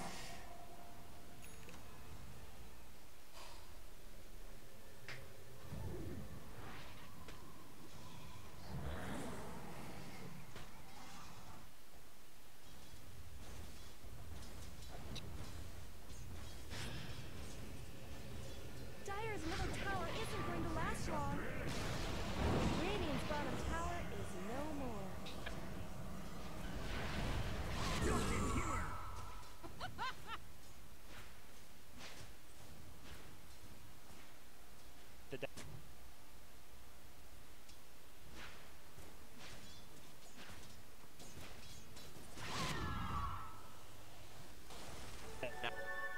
Step lively now. Your Radiant's admiral middle is tower on shouldn't board. have to take this abuse.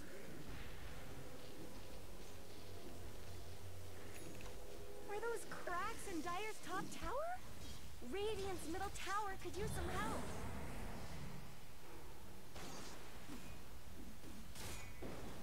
Radiant's middle tower shouldn't have to take this abuse.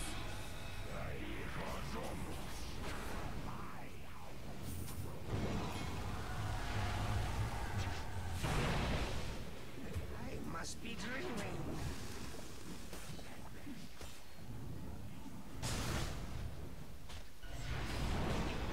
Radiant's top tower has a Your admiral is on board.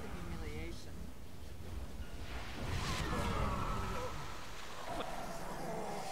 The ecstasy of agony.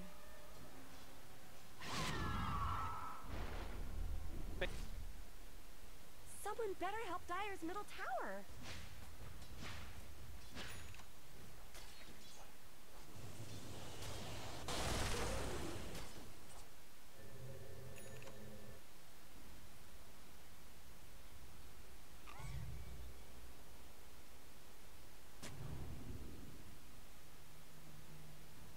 Here.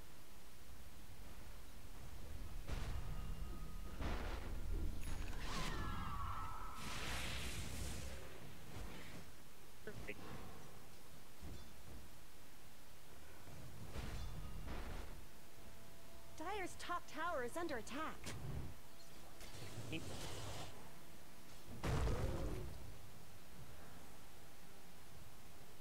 They're beating on Dire's top tower. Radiant's bottom tower is under attack. Dire's top tower is under attack. Radiant structures have been snow fortified. Radiant's middle tower could use some help. Are those cracks in Dire's top tower? Dire's top tower is gone. Just a cold fog behind.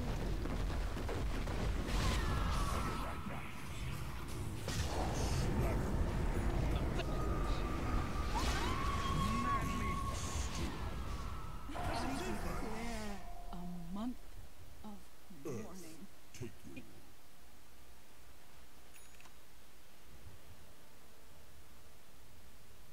They're beating on Dire's top tower.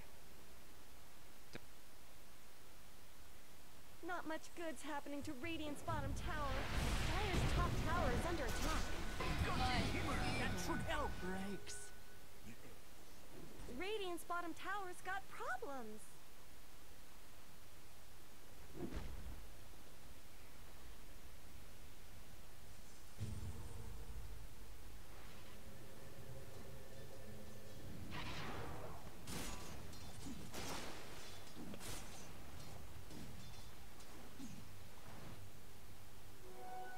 take that. Really?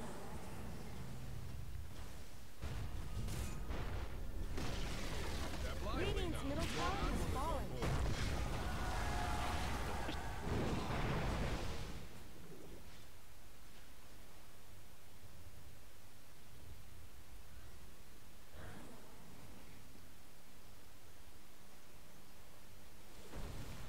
Step lively now. Your admiral is on board.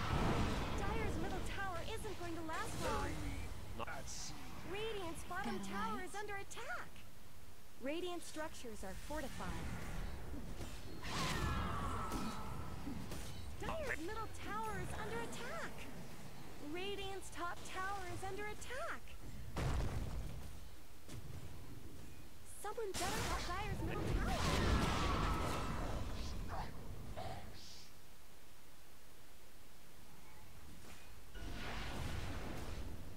Radiant's top tower is under attack. Dire's middle tower just went down. Radiant's top tower deserves just as much help as bottom.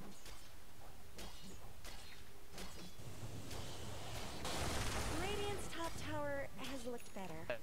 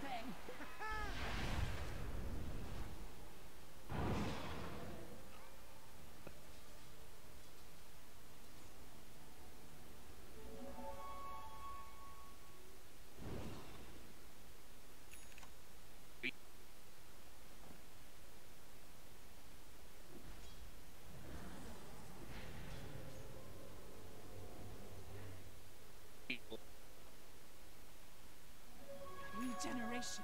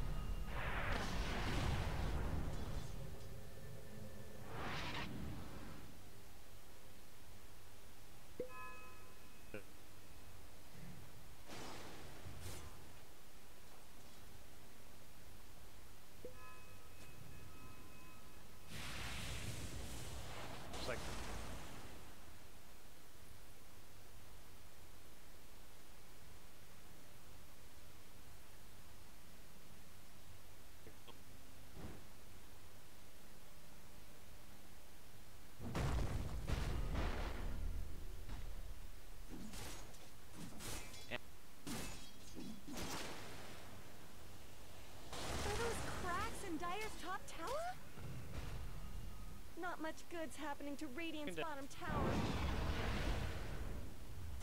They're beating on Dire's top tower. Dire's structures are fortified. Radiant's bottom tower is under attack. Are those cracks in Dire's top tower? Radiant's bottom tower is no more. Dire's top tower has fallen.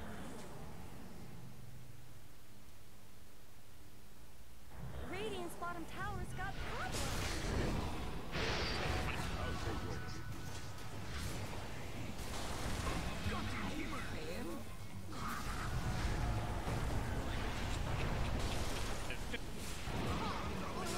That's a twofer.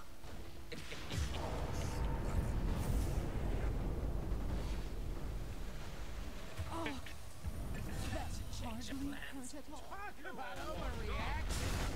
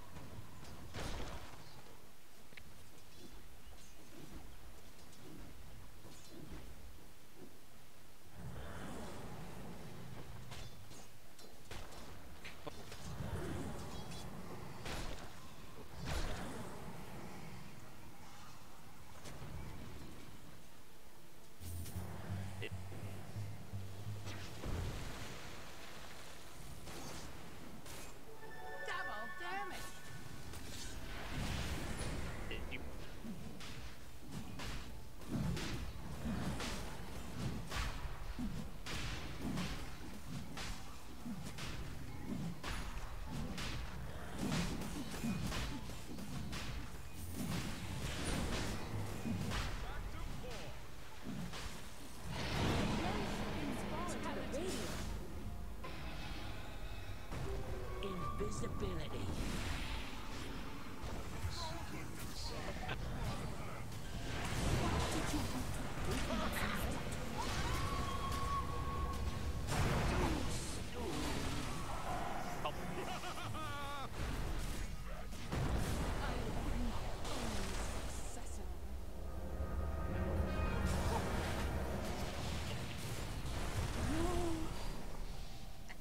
Thanks for that.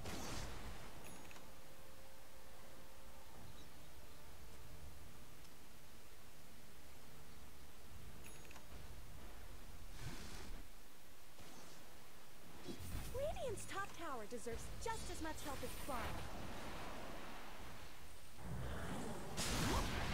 Radiant's top tower has fallen. Radiant's middle tower is under attack.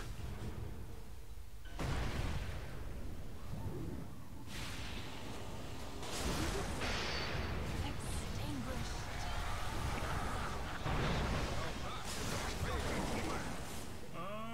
Radiant's top tower is under attack.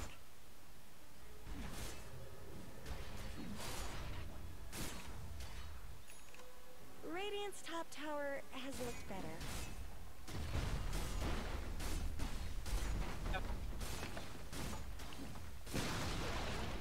Radiant's top tower has fallen.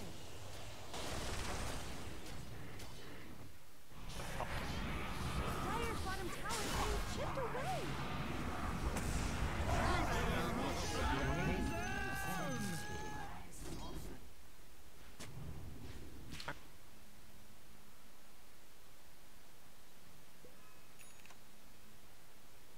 Radiant's middle tower shouldn't have to take this abuse. Illusion.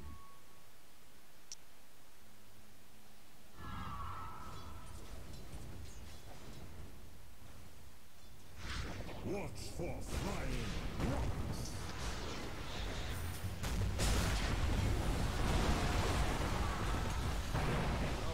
Back to dust.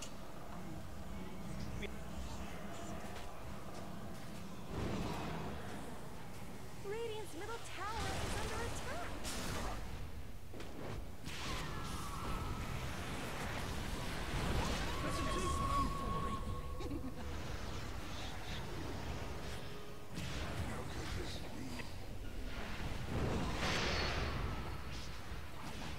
Lost my ceilings. It's not the heat, it's the humiliation.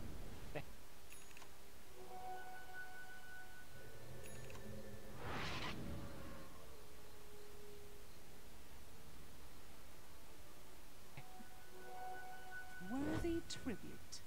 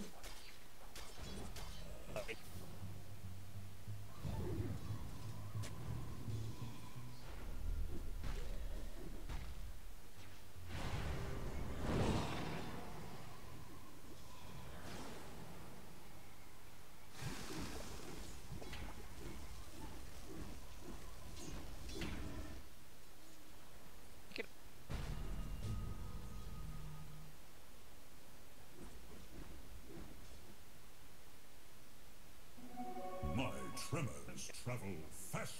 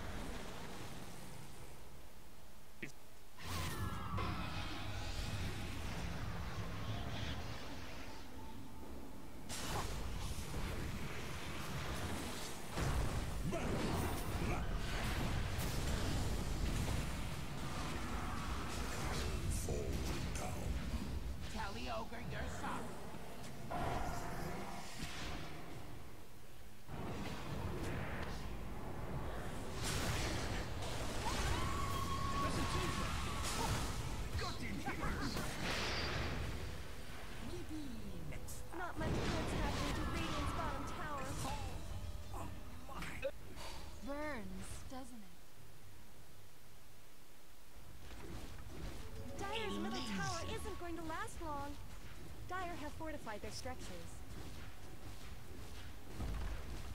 Dire's middle tower is under attack! Dire's middle tower has fallen.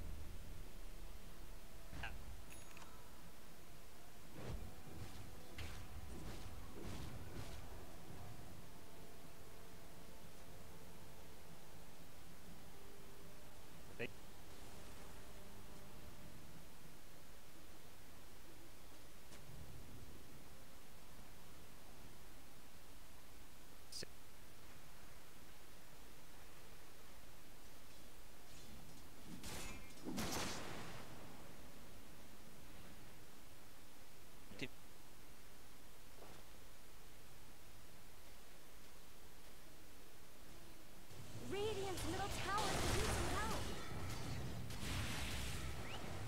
I'll take your tribute. Radiant's middle tower is under attack.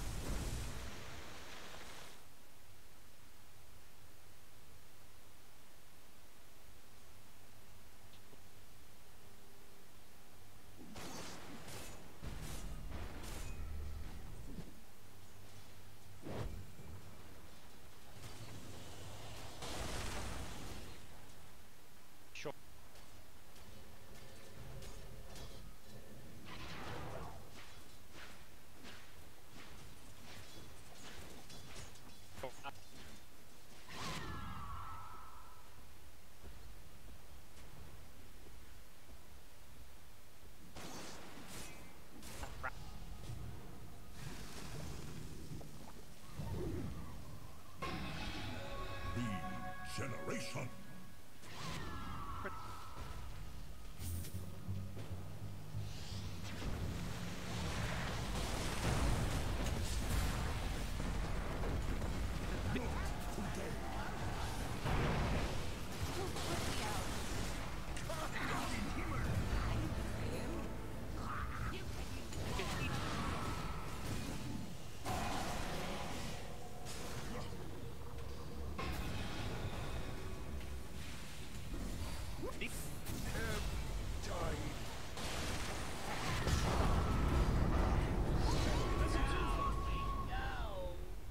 Don't take that magnitude. Straight to the bottom with you.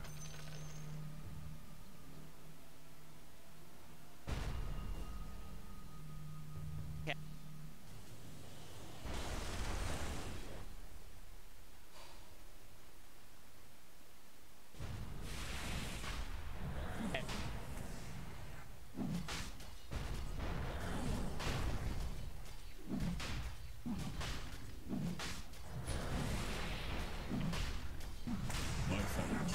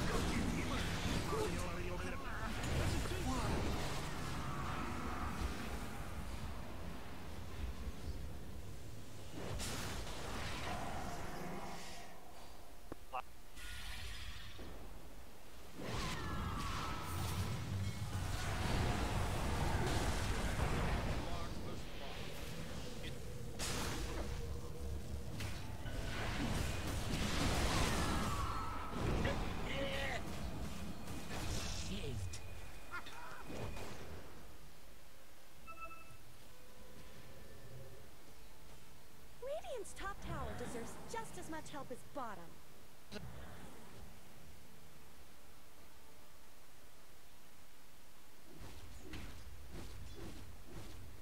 Illusion!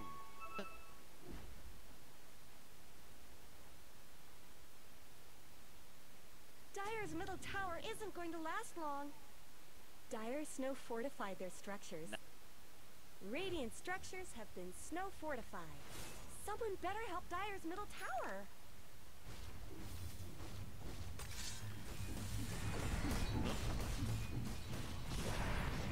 Dire's middle tower just went down.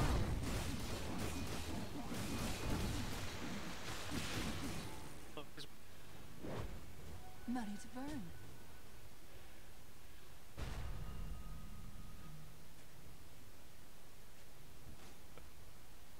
Worthy tribute.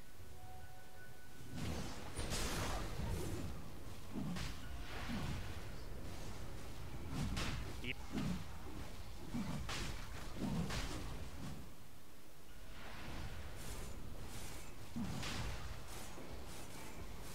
See.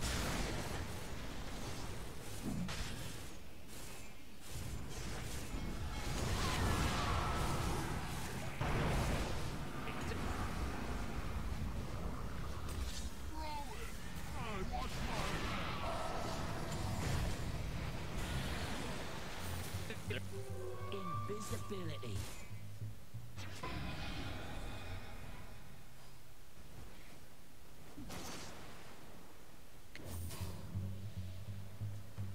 Back to 4.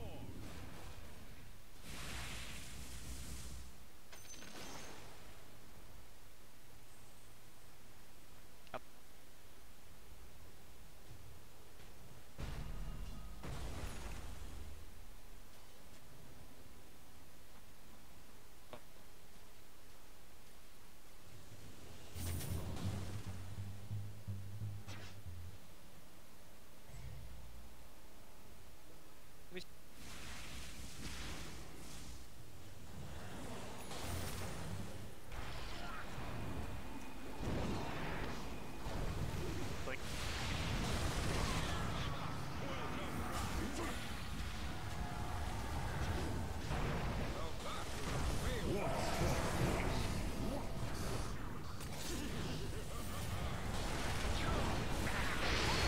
Not the journey I expected.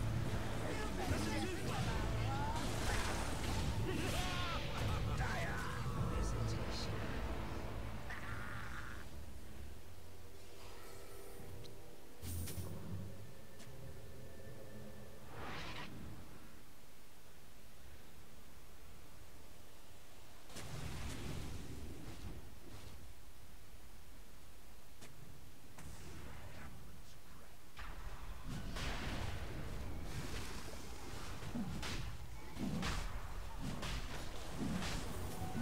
Just up here.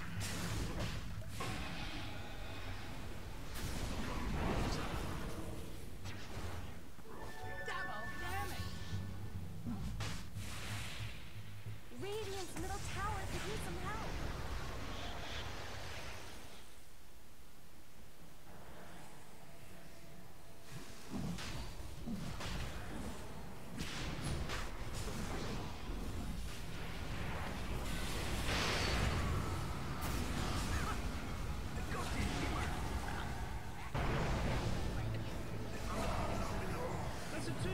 Hey, You leave that I last stole one. his rum?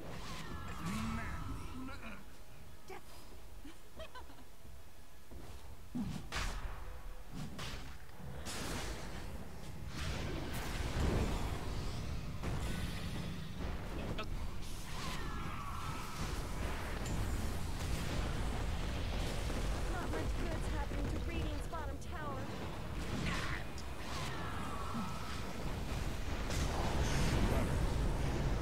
Radiant's top tower has been One thing focused. Didn't need a tree trunk to knock you out, Earthshaker. Radiant's top tower is under attack. Back so soon.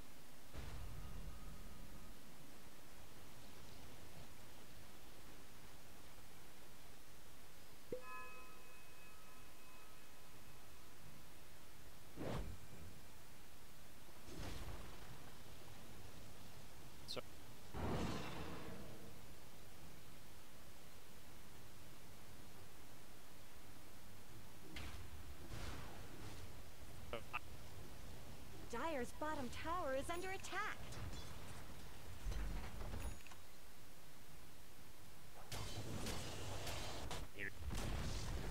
Dire's bottom tower has shattered to little pieces. Dire's bottom tower is being chipped away.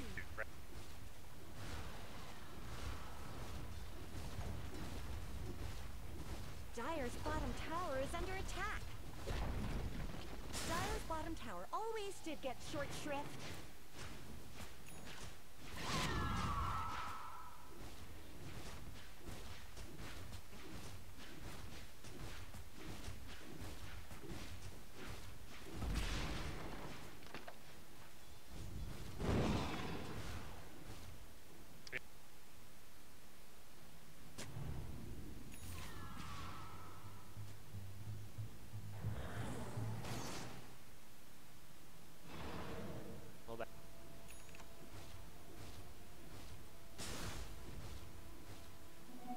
Haste. Invisibility.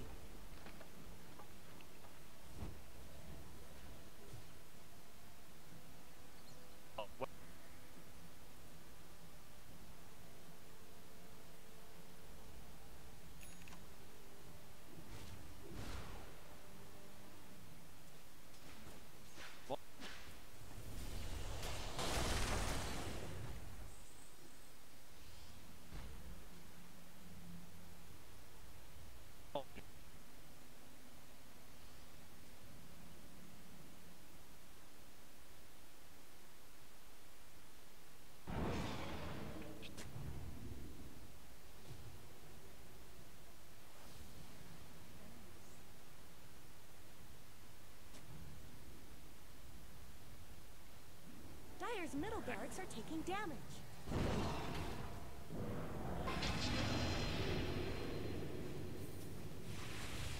Dire's middle barracks are taking fire, which is obviously bad.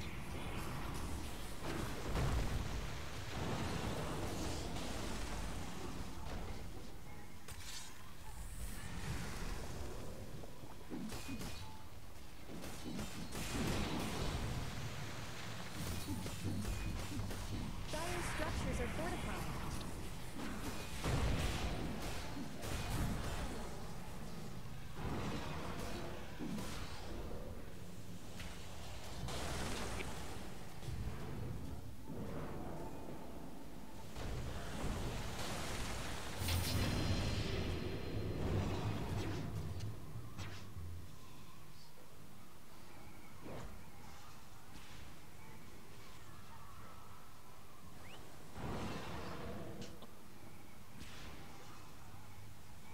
I guess Radiant fortified their structures. Double damage.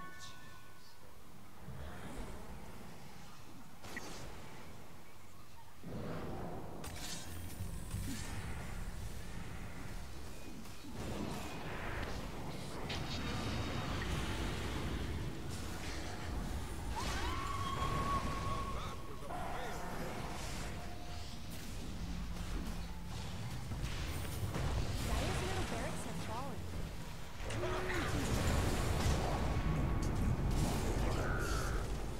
From out of nowhere.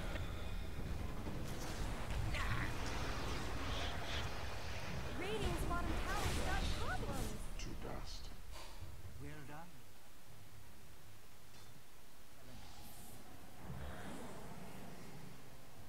Illusion. That should help.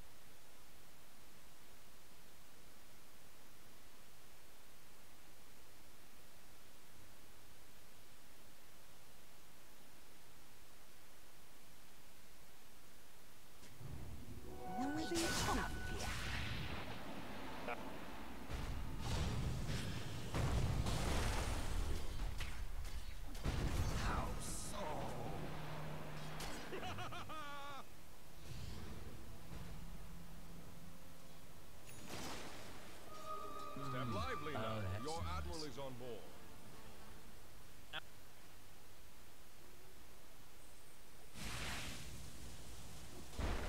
Radiant's middle tower shouldn't have to take this abuse.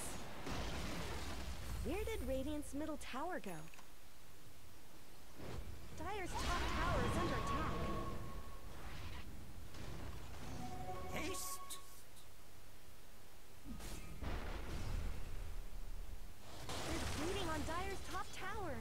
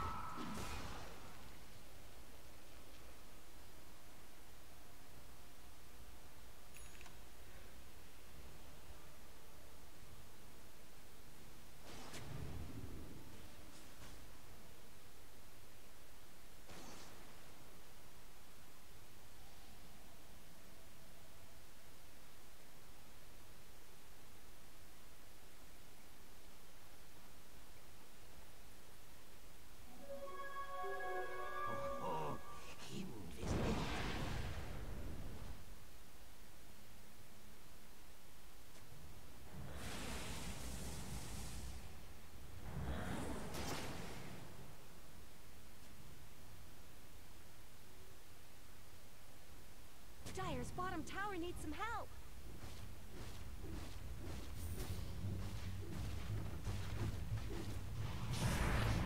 Dire's bottom tower is being chipped away.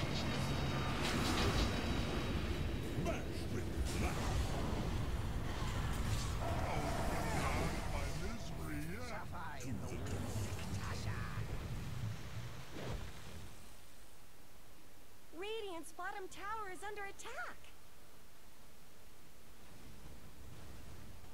Radiant's bottom tower's got problems.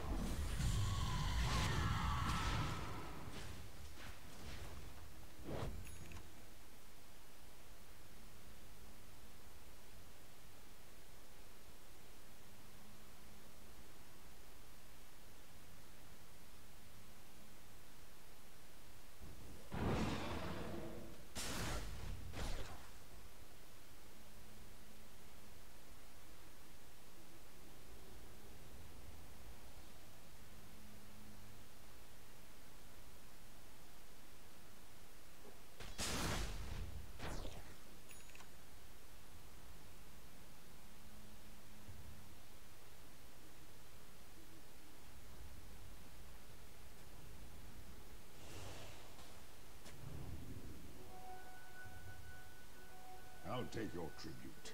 I know I can trust you guys.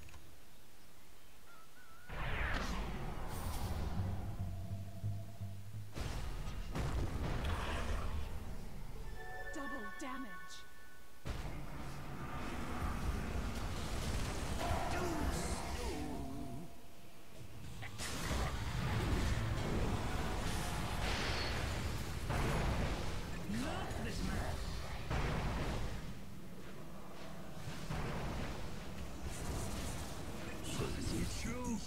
Here's the chosen one. I'll take that.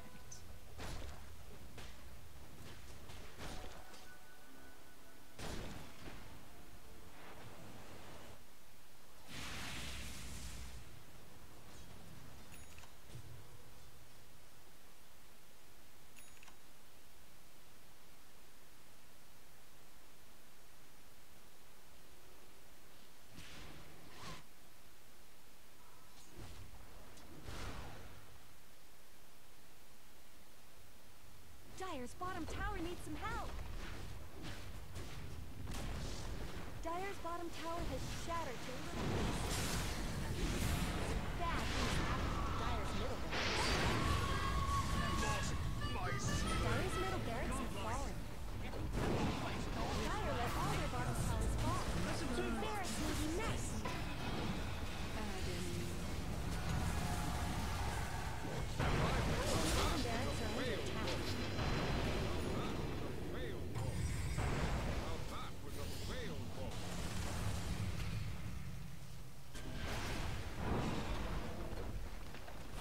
Bottom barracks have fallen. No! Your body was a cage. I just let you breathe. Dire's middle tower is under attack.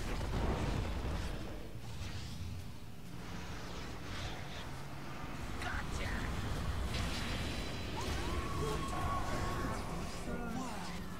Down with the ship. That's one way you forgot the authority, King.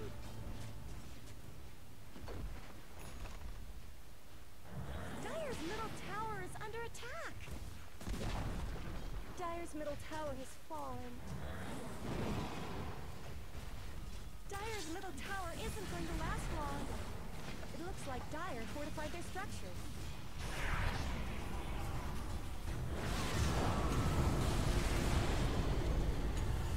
Radiant's top tower is just as much as before. I let you down.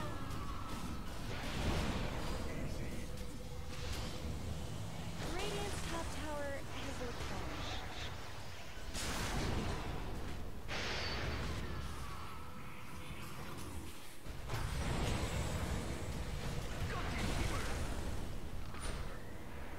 Even if I fall, the earth remains.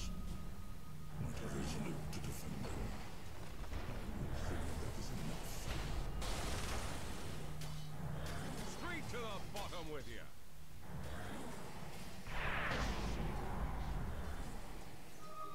Fit for a queen.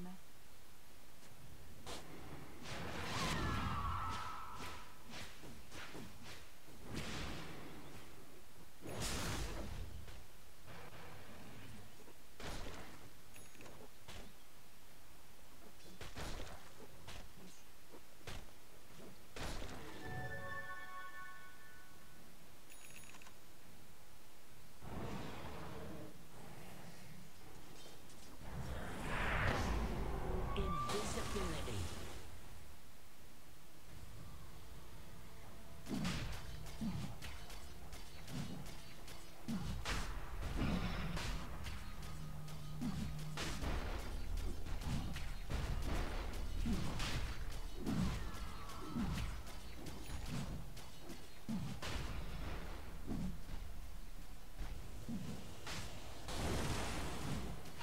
Wilson has fallen to the Dire. Vitality.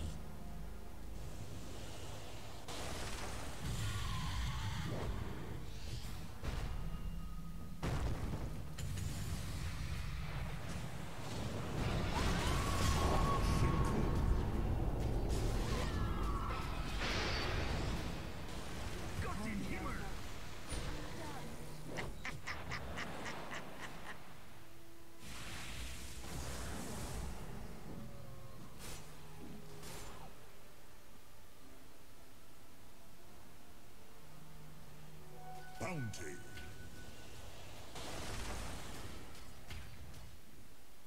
Bounty. That should help.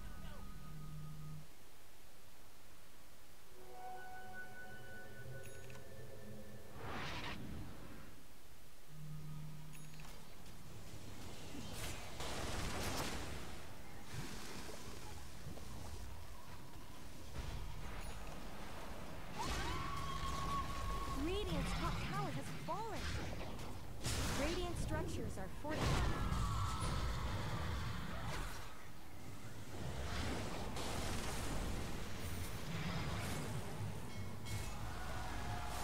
Not so safe.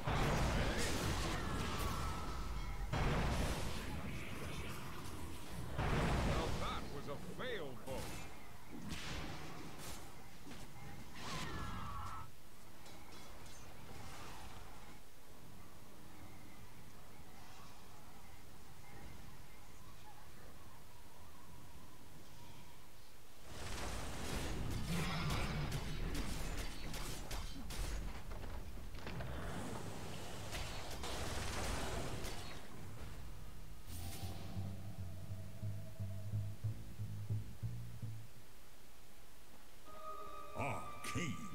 energies.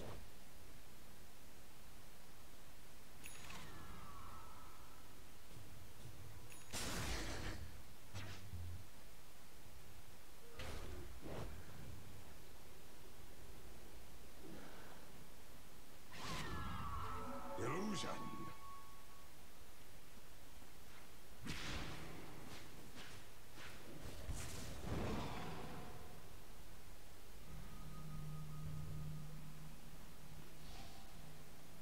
Watch for flying rock.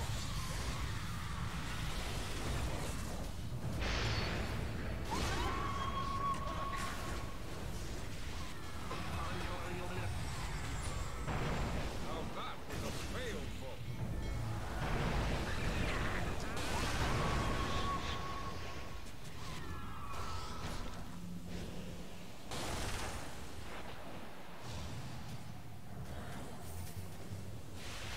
Back so soon.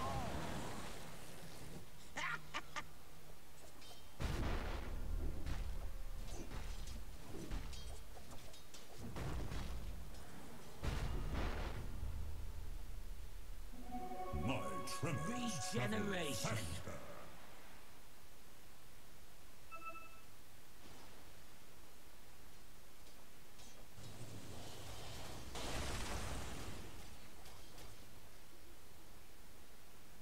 You don't have the sand.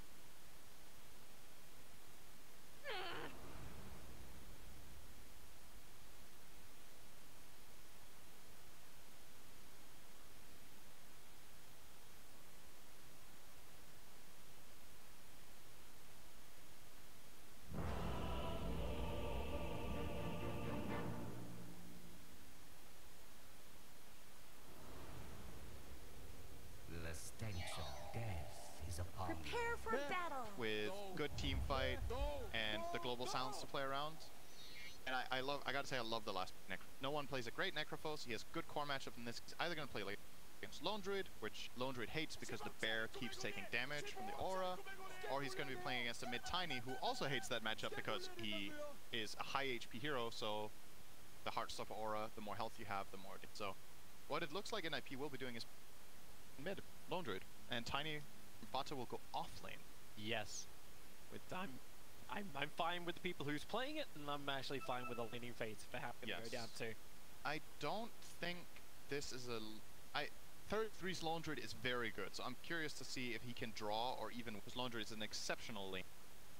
This has got to be one of the worst matchups you've got, especially when Necrophos starts hitting those high levels in the Heartstopper aura. Might see something like a 1-1-3 build, or even a 2-0-3 from the Necro.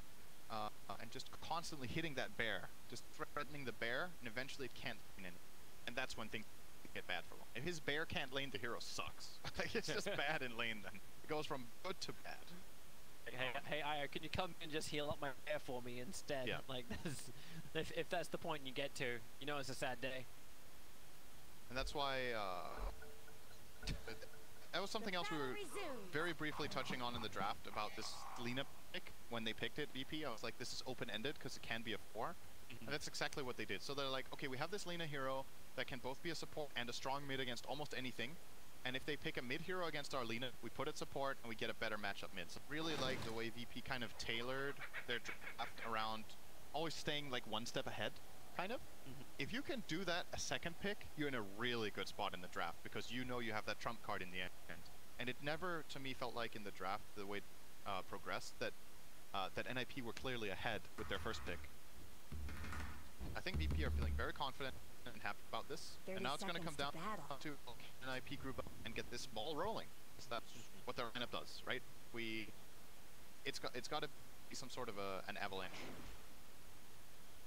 if their lineup's going to win. Hey, I'll take the pun. I'll take the pun. But yeah, it really does need to have some momentum for NiP.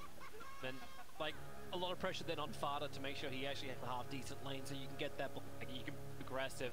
And that's what VP is already looking to do.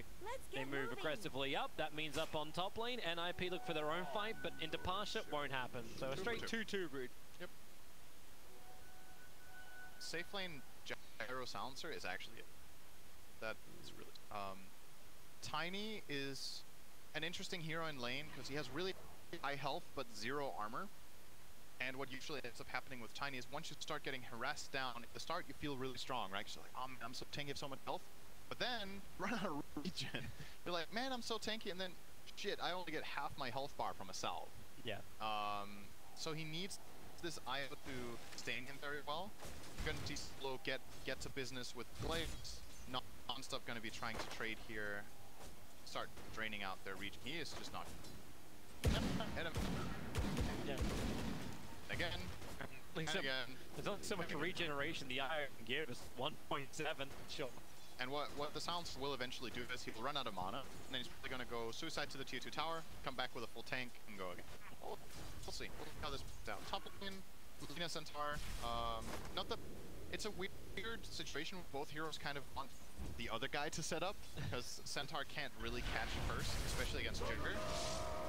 Roger. Oh, with the spin from Ace, it's a lot of extra damage, and Roger's got the distance, not speed. Maybe he's got the life with the Fairy Fire. Yeah, Ace will break off. And that'll be a sound being burned by Roger. Oh, he has a regional set. He had 9 Tango salve. Okay. And then he pulled the Tangos to mid, and then they have their own Tangos on Silencer. I like that. If one guy can buy 9 Tangos, and that guy pulls mid, think about how much this helps solo in the dynamic, right? Usually the safe lane support in this Tangos, but solo, either they gave 1 each, or solo started with 6. And if he's playing this style Silencer, having that extra little bit of Tangos can actually go a long way. So, cool. I like it, this game. Very different. Last time I've seen somebody start with 9 Tangos in general, it's pretty rare. The silence deepens. We're into a different territory with the teams. This is, That's what you want to see from VP, though. Like chat wheel, boys. Do you actually see the back and forth discussion? Like, the first pause where VP is like, well, are you just pausing to mute us all? Like, is that what you need at the moment? What was that?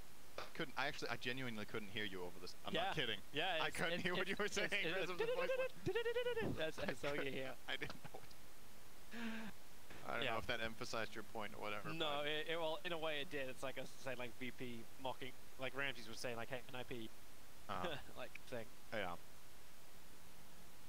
I would. Everyone be muted in you already. You used to high tier Dota. Just hit that mute button. Communication's not important. No, it's the voice lines can get to you, and just like at TI, you saw in the documentary, right? The True Sight. LGD were muting. They were muting OG. It was too much, you know. It's a mental. Right, but how do we know when they call GG? Yeah. So 33 was off to a good start in mid. Now no one is catching up, and he's starting to get more points. He actually took Death Pulse. A bit surprised by that. I thought he was going to go, but maybe secures CS more reliably with this extra 50 damage. The Death Pulse and moving on a 5 region. How nice. Didn't even need much of it. He's sitting at half of his mana pool. My God, this game's definitely got a lot of issues. It looks like. Begin with, it was Fada who was having some problems. Now we're still sticking bottom of. Can I take a bite out of my crunch bar? You no, Sin. No. you're banned from food. just wait for the next person who's gonna come in here and cast it. There's just like crumbs all over this pristine mouse pad. I'll clean them. I'm sure. We'll go to stream 4 at the end for the last series of today. We'll just go in there and there's gonna be like cans everywhere. Who was in here? Who was in here?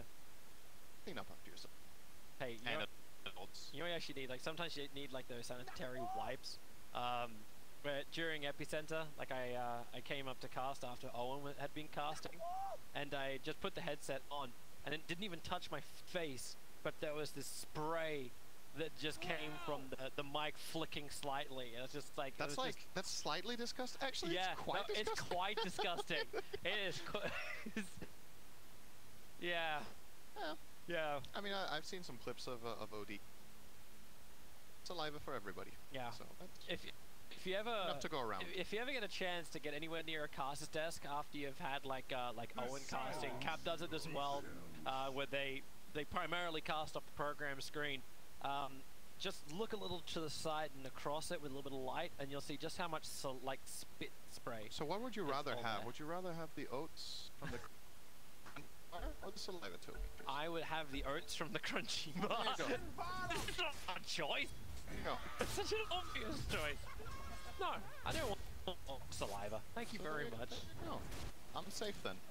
Okay, back into the game. Yeah. Unpause has happened. Thanks for content sponsored by a couple of spaced out characters in the NiP lineup. Yeah, this. It's a relatively quiet laning stage so far. I don't think it's too surprising at this point. Lich Lane is having a good time against these heroes that are spell reliant, so Jugger's good against that. The Lone Druid has a bit of a head start against Necro, but he's probably going to get overtaken eventually. Looks like it's going to be draw for now, but you would imagine when this Heartstopper aura is actually causing big problems for the bear. Has to resummon here. Let's look at how much damage it deals, right? You see that? It's like, it's about 50 on the bear right now. Roger. Just Storm's able to find a little bit of space, same with the stick charges. What bears tick? Looks like Ramses will get flasked by Solo. The region status bottom. AO has a salve left and tiny bottom. Also, they both bottom, actually, in the bottom lane. That's a lot of bottle. And a very little bit of stats. 0 to be exact. Alright. I'm not sure I'm a big fan of this, if they both could bottle. I feel like maybe Tiny can buy this bottle and then just give it to the IO. And the lane. My God, 33 lose bear. Is it dying? It's okay. Hold up. I'll TP it out. Yeah. That did pulse from connecting. I think, so without knowing too much about this matchup right now, I think Lone Druid has 1 minute right now, or 30 seconds, to play super aggro on this Necro and try to kill him. If Necro skills go Shroud level 5, he will not die to the Lone. If he goes for the Aura on level 5, he is killable. And what 33 needs to do is he needs to pull the bear back, level it up so it gets the Entangle, and then he needs to play super hard on the Necro. Really no one is saving skill, but he actually went 3 in Death Pulse. Okay. I feel this is killable, especially with any good damage. Oh my god, he's actually getting so much damage in. If he gets another root, he dies here. Oh, no one runs up hill. Where's that root? Where's that chance? Lena's gonna go down in the meantime. Roger up on the top lane. Underneath the tower. Still no root. He just can't get anything. The Death Pulse connects. And with the creep wave, he's just taking so much damage. But the rest of NiP still did his work up on top. So it's been a matter of time before Roger will be pushed out of the lane. Yep. But the battle for the 5-minute runes will begin. Bottom lane coming missile. It's a bit early. And you see a lot of life coming in from the IOE coming up. And throw him around. Fada just wants a little bit of extra space to get back. So I'm going to try and also cut as much as he can, but cannot save Fada's life. And going to be nut +2 for total. Ruined Tiny there. He had to toss and he extended the curse with that. I think he was cursed before he avalanched on the rune as well. And it played for in very nice from solo here. I think took 2 cases. Perfect. More or less guaranteed to get and stuff. Tiny. You're both very aligned, but you know you're going to extend that curve to the extra deep. So yeah, mid lane. I feel like no one got lucky. I actually think he flat out got lucky there and probably died. And it's one of those moments where after you die, you're like, man, I definitely should have got 1 point Ghost Shroud. But since he got away with it, he got away with it, and that's good news for him. When you force 33 the junk, was he had to read something again to play around this cooldown time. But what does that style do? He's already smoked. Oh, style. Hey, that's the wrong one. Solo. Smoked up with 4 observer wards. They're funding in for the vision. Roger up on top, slowed down. He's away safety, knows he got enough life to do that. And in fact, he only bees out towards the tower. So the turn around come in, and now Solo has arrived. You get the curse. They're chasing down, isolating PPD instead. It's all a +2. It doesn't matter which one it goes. And you can't slow him down enough. Maybe denial from the neutrals. Yes, it will. That's pretty sexy. Yeah, that's, yeah. Alright, sure, you take it. He's still in. He does. Why does it work that way? It's an aura. If the hero dies in range, you get the int. It's working as intended. That's what it says. It says any within 900. So it still removes it. Like, so everyone could die to Roshan and go -2 and you have +2. Yeah. It's flat out just if the hero dies in sound. Going up to Mr. No Point Ghost Shroud. Man. Just never gets entangled by 33. I don't know if I'm missing something here, but I feel like a 402 build is strange. I think maxing Aura against Lone is good, and I think getting 1 point Ghost Shroud against Lone is... Maybe this is just for flat out faster push, so you can get runes. But this was the betting. Oh, it's Reaper the Bear. I imploded. Three so good at one, dude. Well, Puff's going to try and complete a TP out top lane, but PPD pulls back in with the sinister kicks, pass shot, and the big charges and the double brace is still not enough to keep him alive. And Roger, Light Strike Array, aces, easy dodges. I hope we can get a replay of that Reaper side mid so I can explain what happened there. I was watching it, so I think we can. It's a bit counterintuitive, unless you know the hero very well what is happening here. But some pretty cool things on Druid, so I hope we get a replay. Okay, top rune, Illusion. Looks like 33 is going to grab that on his hero, and the rest of the map looks relatively cool. Oh, maybe not? Yeah, maybe. Yeah, we're good for now. I don't want to ever play Ramses, who is low and there is no support for him at the moment. Sans is making his way back over, so yeah. No, it's fine. I'm assuming we're not going to get a replay. That's fine. Okay, so basically what you can do as Lone Druid is you can save a skill point in Summon Spirit Bear, and when you level it up, it teleports. Or it resets, kind of. So what he did was, while the bear was getting killed by Reaper's Scythe, he leveled it up, then he resummoned it too. So it got out of the Reaper's Scythe stun and summoned the bear, so it didn't get killed by the Reaper. Very, very specific scenario, which will not happen again because he leveled it up. That was a nice play. I do believe it worked. Like, well. Guys, it's Tiny is in trouble on the bottom lane. Ramsey's puts the cooldown down, so Fata can't just walk away. And maybe with a little extra regeneration from the... No, even then, still not enough. Enjoy your nap! I should maybe leave that voice to Slacks, he's probably better at it.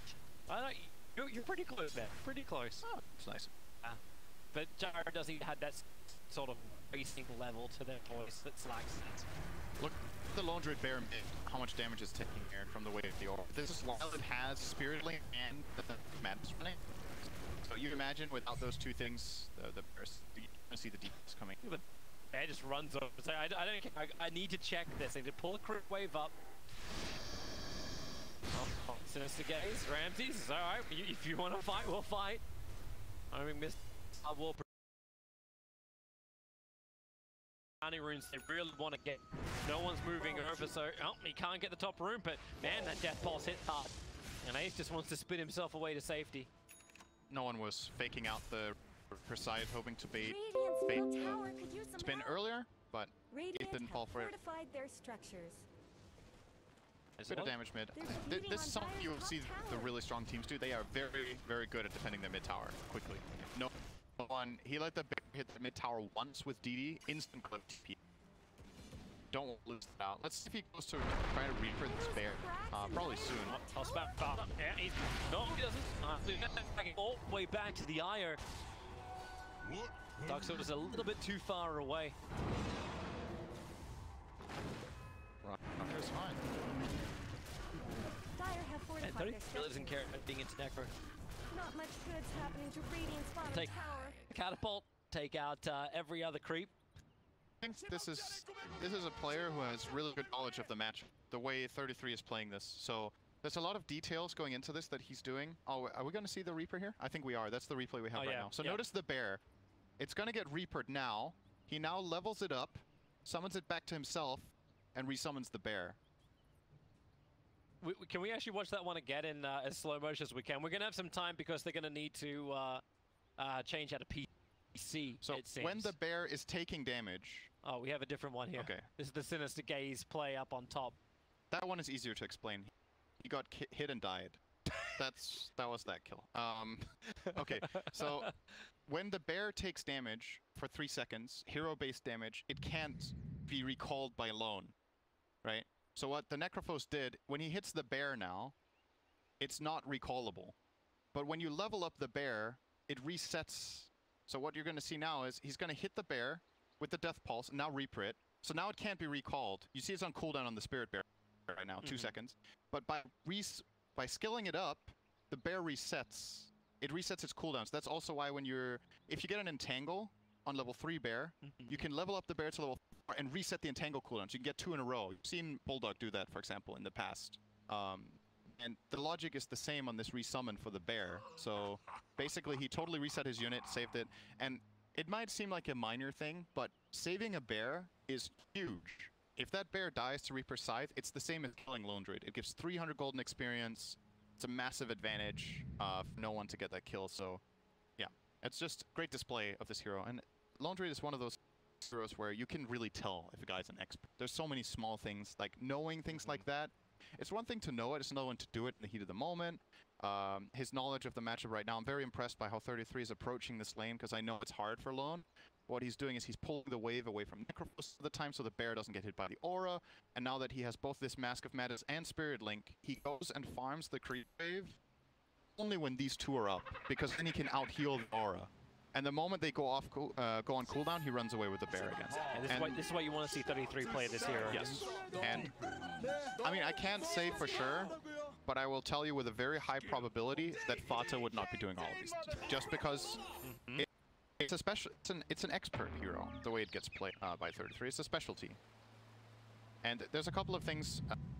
One more thing I want to mention about the cooldowns is that Spirit Link has a 22-second cooldown on level 4.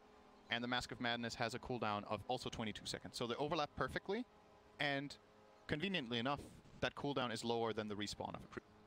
So he can farm the creep wave every time these are up, back off, maybe farm a little bit of jungle, and then come. Really nice. I mean, that was a lot of detail about one hero, but, you know, it's the kind of kind of thing that's kind of cool when you get to see it in detail like this, because if you go in your own games and you're like, man, I just saw 33 play against Necrophos as Londred. It wasn't a problem. I'll just pick Londred into Necro. And then you get dumpstered. You're like, what happened?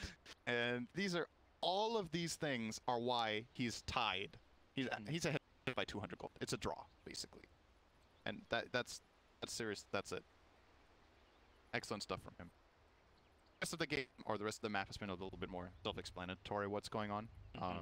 You know, heroes casting spells. We saw the kill with the Jugger on Centaur. Yeah. Could explain that in detail too. Jugger hit, and then took damage, died. Thanks, Ender. And you know, sometimes the hardest thing for an analyst is not just explain the most intricate, detailed things. It's just talk about the simple things. Simple things. I always liked something Poppy told me during the first the TIE hub. Where he's just like, because he actually wanted to cast back. I was like, oh yeah, that's cool, man. Good. But he's just like, because I asked him a question, he's just like, what? Why would you ever ask that? And I'm like, that's something I don't understand, and most people don't understand. He's just like, dude, that's like breathing to me. I don't think about how I breathe. Like, I just breathe. It's like, yeah. Okay, you really see the difference in the levels. Yeah.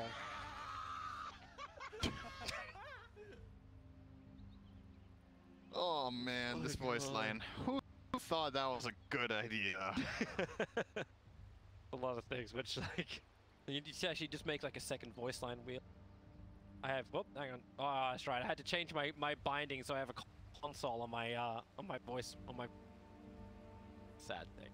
Oh wow, you know what I just noticed? What? When you click through these players, a lot of them have really high level battle passes, right? And you know how you get shovels? And when you have a high level battle pass, you have a lot of... Roger has used all of his multiple hundred shovels. He's level 2500 battle pass and he has 0 shovels. My god. For comparison, the Necrophos still has over 300. Ramses almost has 500. There's 9 on has solar. Like 400. Use your shovels. You might dig up a Roshan. What are you waiting for? Maybe this is a support thing. Like the cords are always doing something, and the supports sometimes just have to wait. No, they've always got shovel time. The supports are like, wow, I can get something in the game. That's it. They're like, wow, I can get something that has value. Because when I play the game, I don't get things that have value. The cores get things that have value. I think as far as the support's life goes, like, there's been so many things to make their lives easier. Absolutely. Like, ward casting, couriers, like, you get back from wards for killing it. The double tomes, which are out as well, which for some reason we're seeing... Actually, no, it's because it got delivered. Like, the IO is holding it. Recommence. There you go, level 6 up. And we're restarted up. We're back. Okay, so let's have a look at items. Necrophos looks to be building in toward early Greaves. At least the mech is coming up. That's his first item after Necro. Mono boots on the Necrophos. Sir, I think on the way. Yep. Pasha is going to put double bracer on Centaur.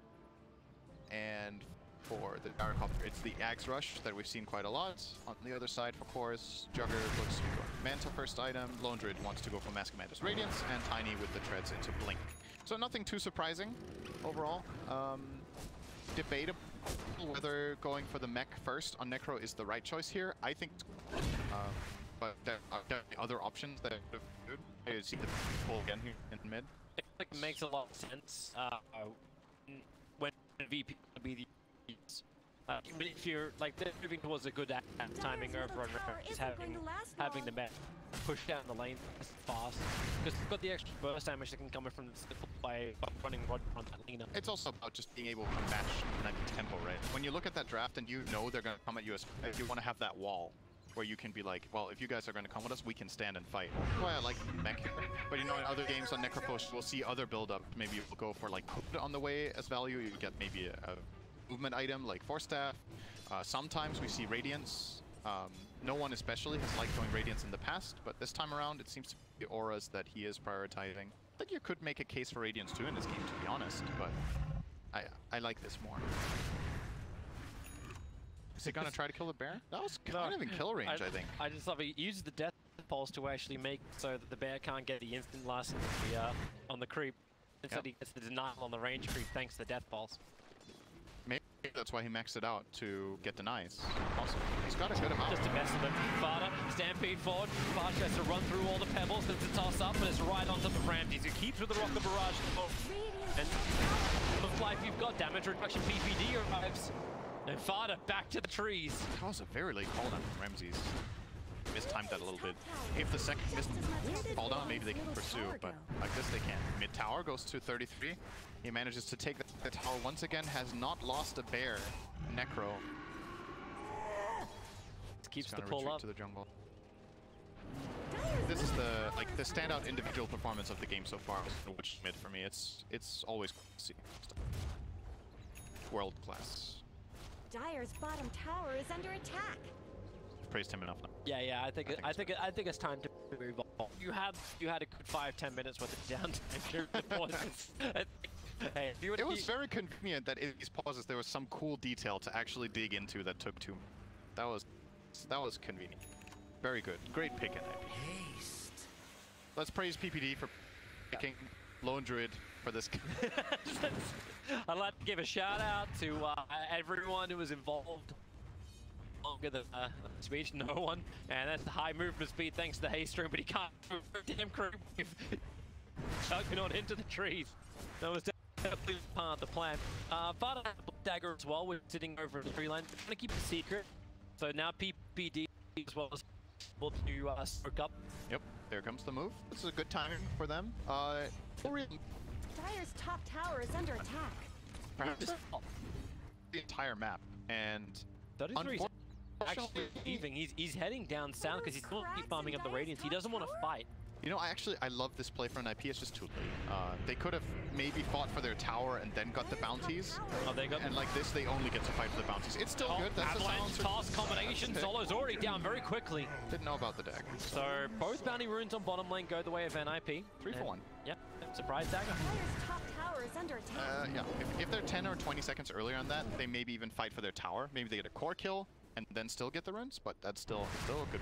Absolutely. I still want to try and fight. Obviously, no one with the mech, but 33 is adding some pressure on bottom lane. Radiant have fortified VP want to go for something. They'll have to push hard. The tier 1 tower in mid lane. That's the easiest target. The relic.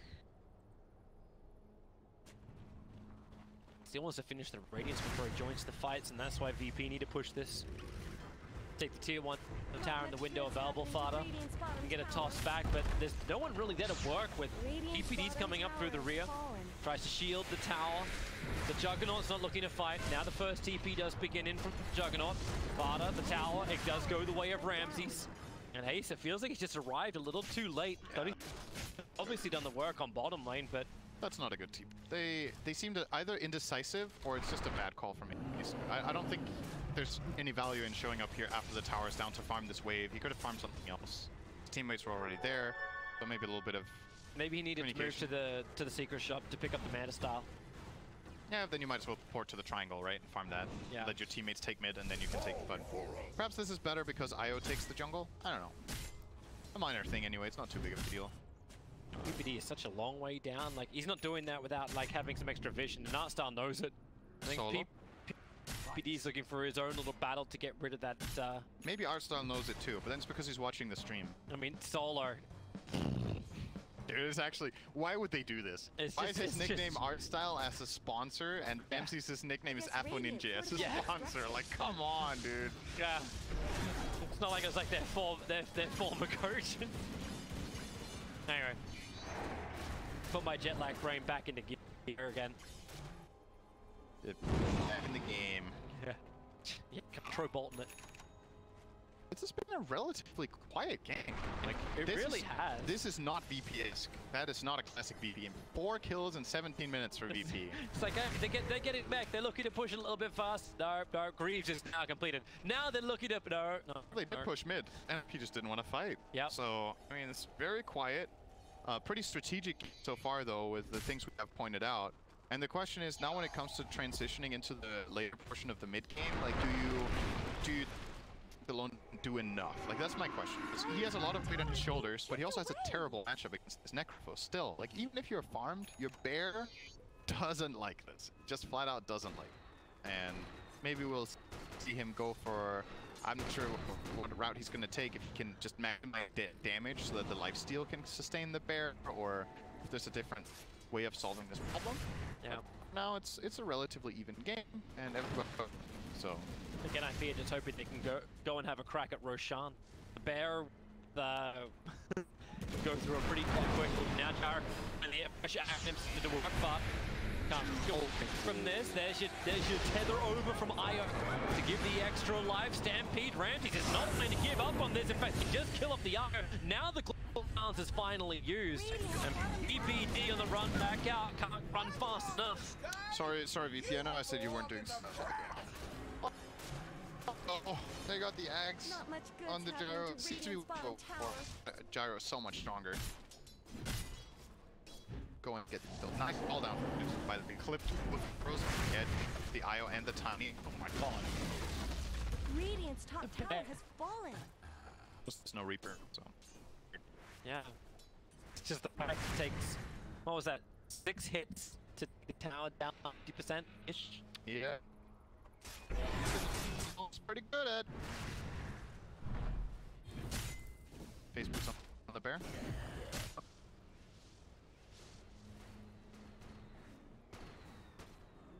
Just simmering down for the moment. So no one's gonna go for the Death Pulse heal talent. Sometimes you'll see this go shot talent, which I think has its merits in this game. It's really good against the bear. It's against tiny RPGs. Catch him in that go shroud, it's a really strong blow. But he is validating the full sustain route, maxing out the Death Pulse like we saw earlier, maxing out or taking the Death Pulse talent now, really looking to keep him alive as long as possible.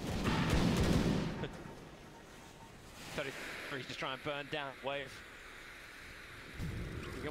It's a little longer, we can get the last hit up and says night up, but they find a better target. Mentor still 2200 HP to, and they didn't have extra control. They tried to come into a center gaze, but it didn't happen. Were they hoping to bait Stampede? I mean, that kill's actually impossible. If all their spells hit, he still doesn't die. 200 HP Centaur with pipe. Necro's actually TP'd in behind them. No one's just gonna walk straight over towards the Io, hit him with a death ball. No one fair now, no one tossed up her shroud. The Lich ulti bounces around, they hold him and they kill him. Now the Stampede comes from Pasha, but he was trying to wait until no one was free. Now relocating out on two. Global silence is out, now NiP. What have you got to return? There isn't really anything. The Spirit Bear with the Io. Time to pick up, but they don't want to do it. Avalanche out again, combining with the Omni Dash into the back lines. Afro, the force attack. Ramsey killed him off back to the tier 2 tower. Laguna Blade not enough to kill off Ace. Tower will fall to Ace, but PP. Oh, they got greedy, Toby. They got greedy. That was so good. Diving tower. They got a free kill on Necro. That tower is theirs, but they feel like, man, we can get more. We can dive this. Let's reload. But they're relocating to serious counterplay here. All down from Centaur, and this fight just they are not happy, even though they got the tower now. I feel like this should have waited for them, and the whole thing that sets it off is that no one feels like he's invincible, and he isn't. He learned a lesson there. Maybe he didn't count for the Sinister Gaze, especially with PP up with the Cross Blast 1-4-3 build. It was a long gaze on no one there, and yeah, they first one before he got saved by the Centaur stand. I don't think we'll be seeing him making that mistake again. Let's see the itemize. He's just killing the Radiance after creeps, so Radiant. No, he usually a bit late. That element that his team definitely got to get try and save up for the Eye, which is generation. Radiance is also health against Lone Druid.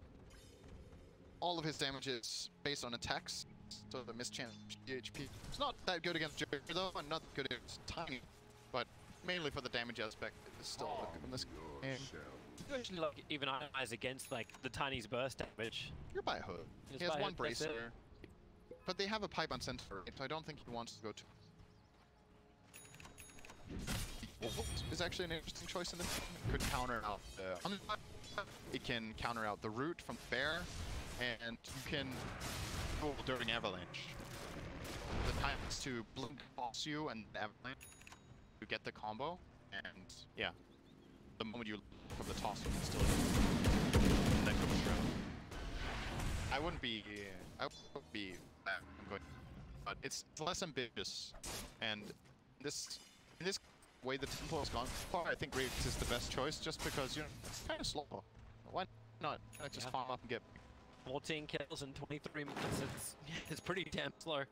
And you gotta wonder, like, how NiP in this game? How are they gonna end it? They've taken then they have to get an Aegis, right? Yeah. Aegis Jugger, and then they have to push high. They're not going to be able to find pickoffs that will lead them into a high ground push, most likely. It feels like they just need to win a full-out team fight. Like, that is hard, man. Into Necro and a Pipe Centaur? Yeah. I don't know. It's more pressure on Fada to get that initiation off. Like, if he would have burst down the Sunset, I think this game gets a lot more interesting for them. If they can remove global balance and Solo is caught with added buyback, then things get very interesting. But if they don't do that, then Necro just goes ham. And the gyrocopter, like Ramsey's having space to do damage, building into BKB next. Exactly, we haven't talked that much about the gyro, but Ramsey's is obviously going to reach a stage. Oh, they get the jump. 3 over in the jungle. Lap Striker Rave next over on the 2-5, tries to space tether over, and then having regeneration, especially underneath the shrine, it will block. But they really wanted to find that kill. Virtus.pro, but NiP denied. I think the global got the kill. Maybe they thought they wouldn't need it. But like you said, they still kill a bear, so it's still a victory. Killing bears, it's killing a support, basically. With the that sound effect is so fun on the air. A little bit of split. You'll see it goes through the regularly now compared to what they used to. The lower cooldown and reload, especially when you get level 2 and level 3. It's available a lot of the time. Old reload cooldown was much higher.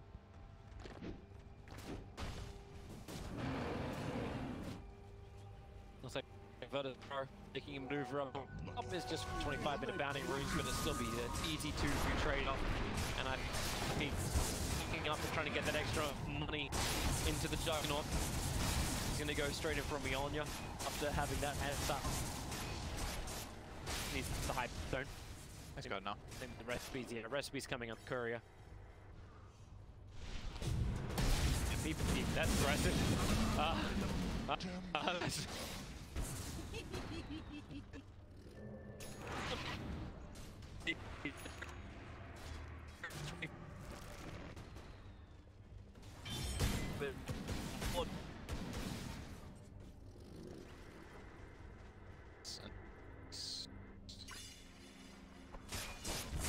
I don't know if he can buy it, but it is of course to go Shroud, use after the Shroud. It's a way of preventing the Gyro from getting onto the inevitable BKB. If they hit the jump, you can Omni Slash and nullify him in that Omni Slash, kill him off.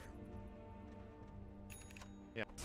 So that's an interesting thing to consider on Gyro. He's also one of the heroes that uses it best because he's building crit. So the damage component of the nullifier is better for this hero than most. But he does seem to be going a basher route, which has its own merits too. Bashing the Gyro and BKB is nice. It's maybe a way of getting on top of the Necro and surprising him with that little bit of extra. We'll see how it goes.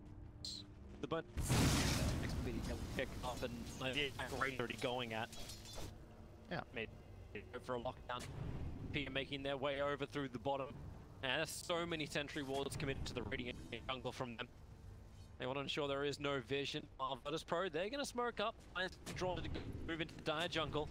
They're going to see the Iowa mid.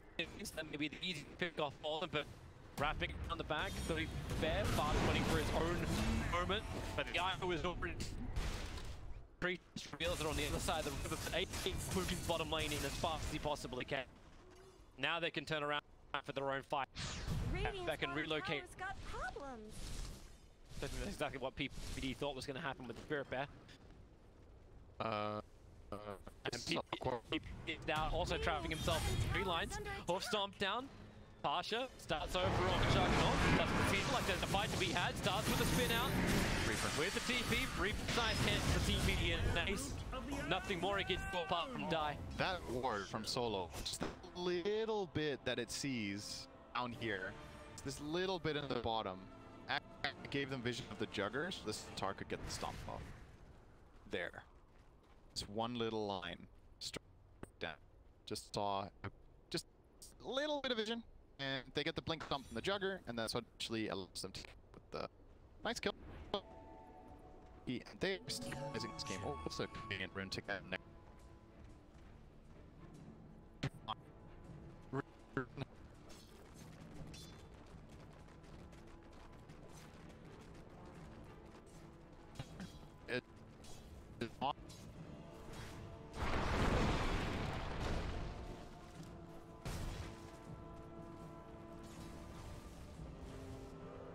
Pretty good game. That was not so good. And his death earlier was also, but apart from that, I guess PPD's turn to get caught out once again. Virtus.pro hoping for initiation. I actually don't remember seeing a Chain Frost yet. They used it to kill Necro, but it didn't jump to anyone. He needed the burst. Yeah, so that one hit got from. And PPD's trying to battle in the tree lines. Zone Observe water down, not too quickly deep water, and PPD will lose his life. He's battling with life. Another plus 4 and 6. And he won. I'll go in the way of Silencer. Calm yourself. I'm a minute. I'll be get 2 towers to go the way of the as he's staying with he's actually a good tower hitter. And they're coming up. 30%, 33 waiting. The tier 3 tower being attacked, the top tier 2 towers being pressured in. Virtus.pro don't care if they can claim this tier 3. There's no Lone Druid Bear bottom. If the Bear was bottom, they had to go back. But it's not threatening when it's on defense. Jugger so much slower, and you take a good chunk out of the tower. And Jugger takes so long to get there. No, he's spin TPing back right now. Are they gonna smoke? The hero constellation here kind of looks like they don't have the smoke. They just got all your forced back, and now they have to weave out back into the map. That feels really bad. When you get all your heroes into the base, you basically get reset. You lose control of where you're playing aggressively on the map, and you kind of give over initiative to the enemy team. And what this is going to give VP is going to give them to stack. It's going to give them 2 bounty runes top, and they could even be roshing right now. Yeah. Fortunately, their lineup is good at it. But if they had that lineup, that would have been a dead rosh. What an IP did. It seems both teams are very well going UAT or Roshan. If they go in there and then that fight goes south for them, like if it goes bad for Virtus.pro, then Lone Druid pushes you. Yep. Forces multiple buybacks, you're in a bad position for the game. And NiP lose, then Gyrocopter will push. So will Necro, so will Lina. Clear out these ways very quickly. So NiP needed some level of strong initiation. But this against Stampede, up against a Blink. Gyrocopter his own beak speed. No one's now got completed absorb on himself. Yep. All these items start to add up. This is a good way of removing Ente. There's some cool stuff to reflect too. Omnislash, Chain Frost. Omnislash and Necro is actually pretty scary. He has a radiance and an aura while he's slashing your team. Yeah, I like it. I think it's and he's gonna go hard. That's the perfect type in this game now. There's nothing better to buy. Beef, be hard to kill. You have high armor. Hard gives you super good EHP. You don't really need that much magic resistance because you have pipe in your team, and if spells stacking starts being a thing from an IP, you just global silence and stay alive. There's one target that isn't no one. Anything but him. Yep. Like, Father's been in range so many times where he can just blink forward, get the top back out. That's what VP's that's what they're counting on. They're chilling. Ramses is farming. So. Yep. I saw Curious done for Lone Druid. The build here on Gyro that's not so common right now is to go with the Manta style after the BKB Maelstrom and Ags, but it's fine because of 2 reasons. First of all, it's to get the Entangle. And secondly, this gives him a way of dealing with Jugger.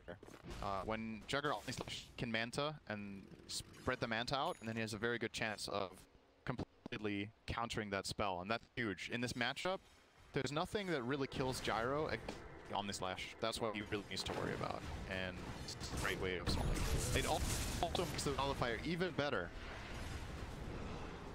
I think at this point, it is actually a required tool to win the game. That's where we're at now. He needs this item. Looks like finishing Flutter first. Your next items which are going to arrive are actually the Agate, except it's almost completed his, Lena's almost completed hers. Lina X, pretty good. Been using it. So. Centaur. Woo! Asha. Right in front of PPD. Not quite certain what he was looking to bait out. But these lanes are pushing in far enough that maybe now NiP feel like they can get away with Roshan, but and Virtus was hot in their tail.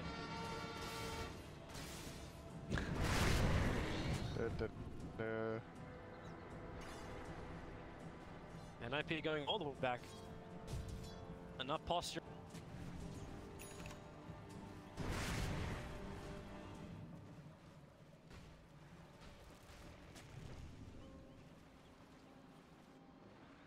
From Virtus.pro in their closer area of the bottom jungle, so NiP aren't pushing this. They know if the normal fight is for a shot. 1, 2. Yep. And they can't kill no one. They're gonna jump him with time. They're gonna global. He will stay alive. So. And no one's the only one who's been presenting himself. Yeah, it's this kind of awkward. I don't even want to call it a cat and mouse because. The mouse is there. It's like, but you can't kill it. It's a mouse with armor. Okay, if no one's been trying to bait himself from mid lane for so damn long that if he just starts doing solo Roshan, maybe this is the biggest bait. Hey guys, it's like, are you finally gonna do something about me? Pasha comes in, Ramses comes in, and NiP have a choice. It's a clear lineup limitation, right? That we're seeing from NiP, and there's something missing. If they can't execute their push, they get into this awkward spot where there's nothing. I personally feel like playing so hard. Like when there's like, you feel like there's nothing happening, the move doesn't present itself. It's just not there. They kind of have to keep playing for this farm. They have to keep hitting some sort of key item that they can fight with. The axe on IO is a really big DPS boost for sure. It's great at Necrophos too, but. It's VP totally dictating the tempo of the game. If NiP push out lanes and go and hit towers, their lineup can't force anything, and that is tricky right now for them to work on. It's like we're farming for what purpose? Yeah, that's kind of what it feels like. I mean, it's another thing. It's like superior late game. It's like, man, we gotta fight NiP right now, but I don't think VP feels threatened. I think they're okay. We have a Lina scaling into late game as support. There's a center who's getting super big. Our Necrophos is like, oh, no one, this is the first time he's been far enough away from the rest of his team. You've got the Chain Frost. He's going to bounce back over towards no one. He's so low on life, but that's why he just goes once back up again. Look, has gone down thanks to the Omnislashing Juggernaut, but the lockdown control directly after ensures his ace's death. So a 1-for-1 trade-off, but it's support for Claw. Yeah. The moment they went on no one, they just global. He stays alive, and look, yeah, at, like you look said, at VP go mid. Bad trade. Like they still have Aegis the Immortal. You want to force at least the buyback in the Juggernaut, but you'll take the tier 3 tower too. Yeah, and what NiP will hope to do here is to push out bottom to the tier 3 tower, but they're too far away. So it's a defense call here, and they can't hold this base without their Jugger. There's not enough in the tank. The healing from no one is too strong. Like these IO. Oh god, they found Pasha a little bit too deep, but that's not the one they really want. Here comes your Reaper side down bottom, able to survive through all of this, but the call down will put him down. 3's Bear still trying to do his work, looking for an entangle, looking for something. He'll get Light Strike a raid. Lacuna Blade's already back up from Roger. Because Bear's healing so much. Just doing so much work because you've just got the Io giving all the life it possibly can. Okay, if you tether a Bear and you have healing ward, that's a lot of health. It was healing a couple of 100 per second, actually. I like how we're now at the point where you also relocate the Bear in order to get a little bit of extra push from the Radiance. I mean, I was gonna say it's a small victory for NiP, but they didn't get a kill, lost their tower. The only victory is that they didn't lose barracks, but yeah, but they didn't. You still had the buyback on Ace. Yeah, and they didn't get rid of the Aegis. There's still 2 minutes and a bit left on this Aegis, so I think VP are just gonna make their next move and be like, okay. I mean, now there's no buyback on the Jugger. They could wait out the Reaper Scythe and go again. Reaper Scythe still got another about a minute. NiP are on the hunt, coming in towards the jungle. Ramses will be the one who will walk into him.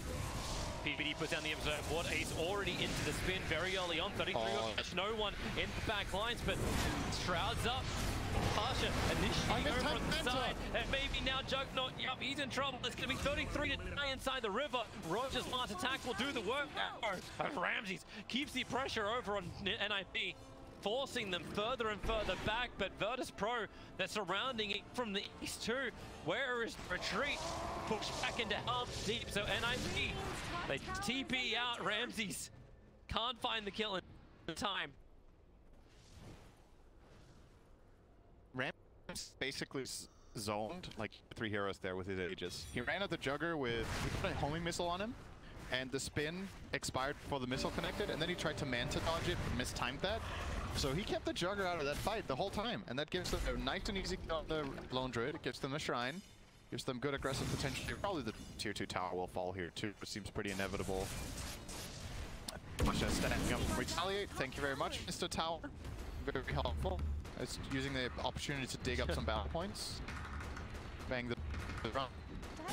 Sure, because you didn't need to attack buildings at all. Ace is still gonna have to keep that pressure on bottom lane. Always get Virtus.pro to look behind themselves. It's the one avenue of attack they have at this bottom lane. It's the only place on the map that NiP poses a threat. So they have to keep playing on it to buy themselves time, and like Jugger still has way of a way to go here. Butterfly's about to be complete, and then I think it has to be that nullifier, but it doesn't feel good to buy it because you're like super low health with this build. You can get the health talent on 25 and go nully. I think that's the best. It still also doesn't feel like he's a way to really reposition. He needs like Blink Dagger and the nullifier to make it work. It's like who do you? And Butterflies arrive at the same time. Second one's for the Gyrocopter. There are plays, Blink toss into the Jugger, for example, and then he can nullify while the hero's in the air. He can maybe catch them by surprise by coming out of the tree line or out of smoke. You know, there are plays. The second the Aegis, the Immortals break, but it's 5-on-5. Pasha moves over. The smoke breaks on Fada. BKB time to the 40-minute bounty room. Randy and Roger. Here's your avalanche. Toss hit him from behind, combining with the Chain Frost, but they're all too split up. The Chain Frost won't bounce with the Global Silence. Omnislash kicks in, but Randy's just the mana started to tank through so much with the spin too, but Randy's, he doesn't care. Fada will end up going down. Iris falls back, relocates in. He needs to get the extra life over towards the Juggernaut. It will be able to help him survive the Reaper and get 2 more hits out, but he'll still end up going down. Fada, what else have you got? Enough to kill off no one. That'll do the job. The relocate out will end up helping the Iron to survive, but the buybacks are coming thick and fast. NiP, their sustain is just way too good. Say goodbye to Fada. 3 heroes down without buybacks available. They'll push through the bottom towers. Virtus.pro, they look unstoppable. Yeah, this is... Yeah, I actually don't know how they stop this. They only have 2 supports alive. Sure, Io has got a lot of damage, but the sustain of VP is still there. You don't have the Necro, but you have Urn, you have Paya, you have the Crimson coming on off cooldown again. And Lina poses a serious kill threat with the Centaur. They could just jump and blow up any of these supports right now. And it's minimum 2 lanes of racks. It could be 3, or they could flat out end the game. If they knew there's no buybacks, they could go straight for GG here. Be safe, not at all. Taking the rack on the way. Virtus.pro just making sure that everything is above board. Like, Yahoo is relocating out to try and get some level of counter push. GG. It is GG. Virtus.pro, solid performance. NiP, as you said, man, it feels odd in the draft, like how they were meant to play it out. There were definitely some great elements, a little bit of maybe unluckiness without the entangles on no one that probably would have changed the balance of like his progression through the game. Lone could have got a kill mid. I think that's fair to say, and I think he deserved to get it, and no one deserved to die. Basically, that situation in a nutshell. But not leveling Ghost Shroud like it deserved to happen. Sometimes it happens. And in all honesty, when you saw the game play out, I don't think that it would have had an impact for sure. But yeah, NiP, there were some limitations here. I also think VP played a very good game, solid execution, good game understanding too. The fact that they kept their composure, they played slow, they waited for the right timing when Necro has the Greaves, when they have the pipe, and then they start doing stuff when Gyro hits the Aghanim's timing. Just, you know, very, very good and methodical game from them, which historically, VP methodical, didn't really go too much. Yeah, but they definitely showed it. It's always been that question, like, can they show it during TI? And so far in game 1, they've showed it. They showed patience as well. Yeah. But they didn't show that it was like oh, we're just gonna play passive. Like, like as you said, like they understand the game, they understand the timing, they know. They play aggressive when they can. Oh yeah. Don't worry. Yeah, They'll still do that. Yeah. No problem. If the draft will allow it, then absolutely certain. But they knew how to win against NiP in game 1. We'll see if they can do the same thing in game 2 after the break.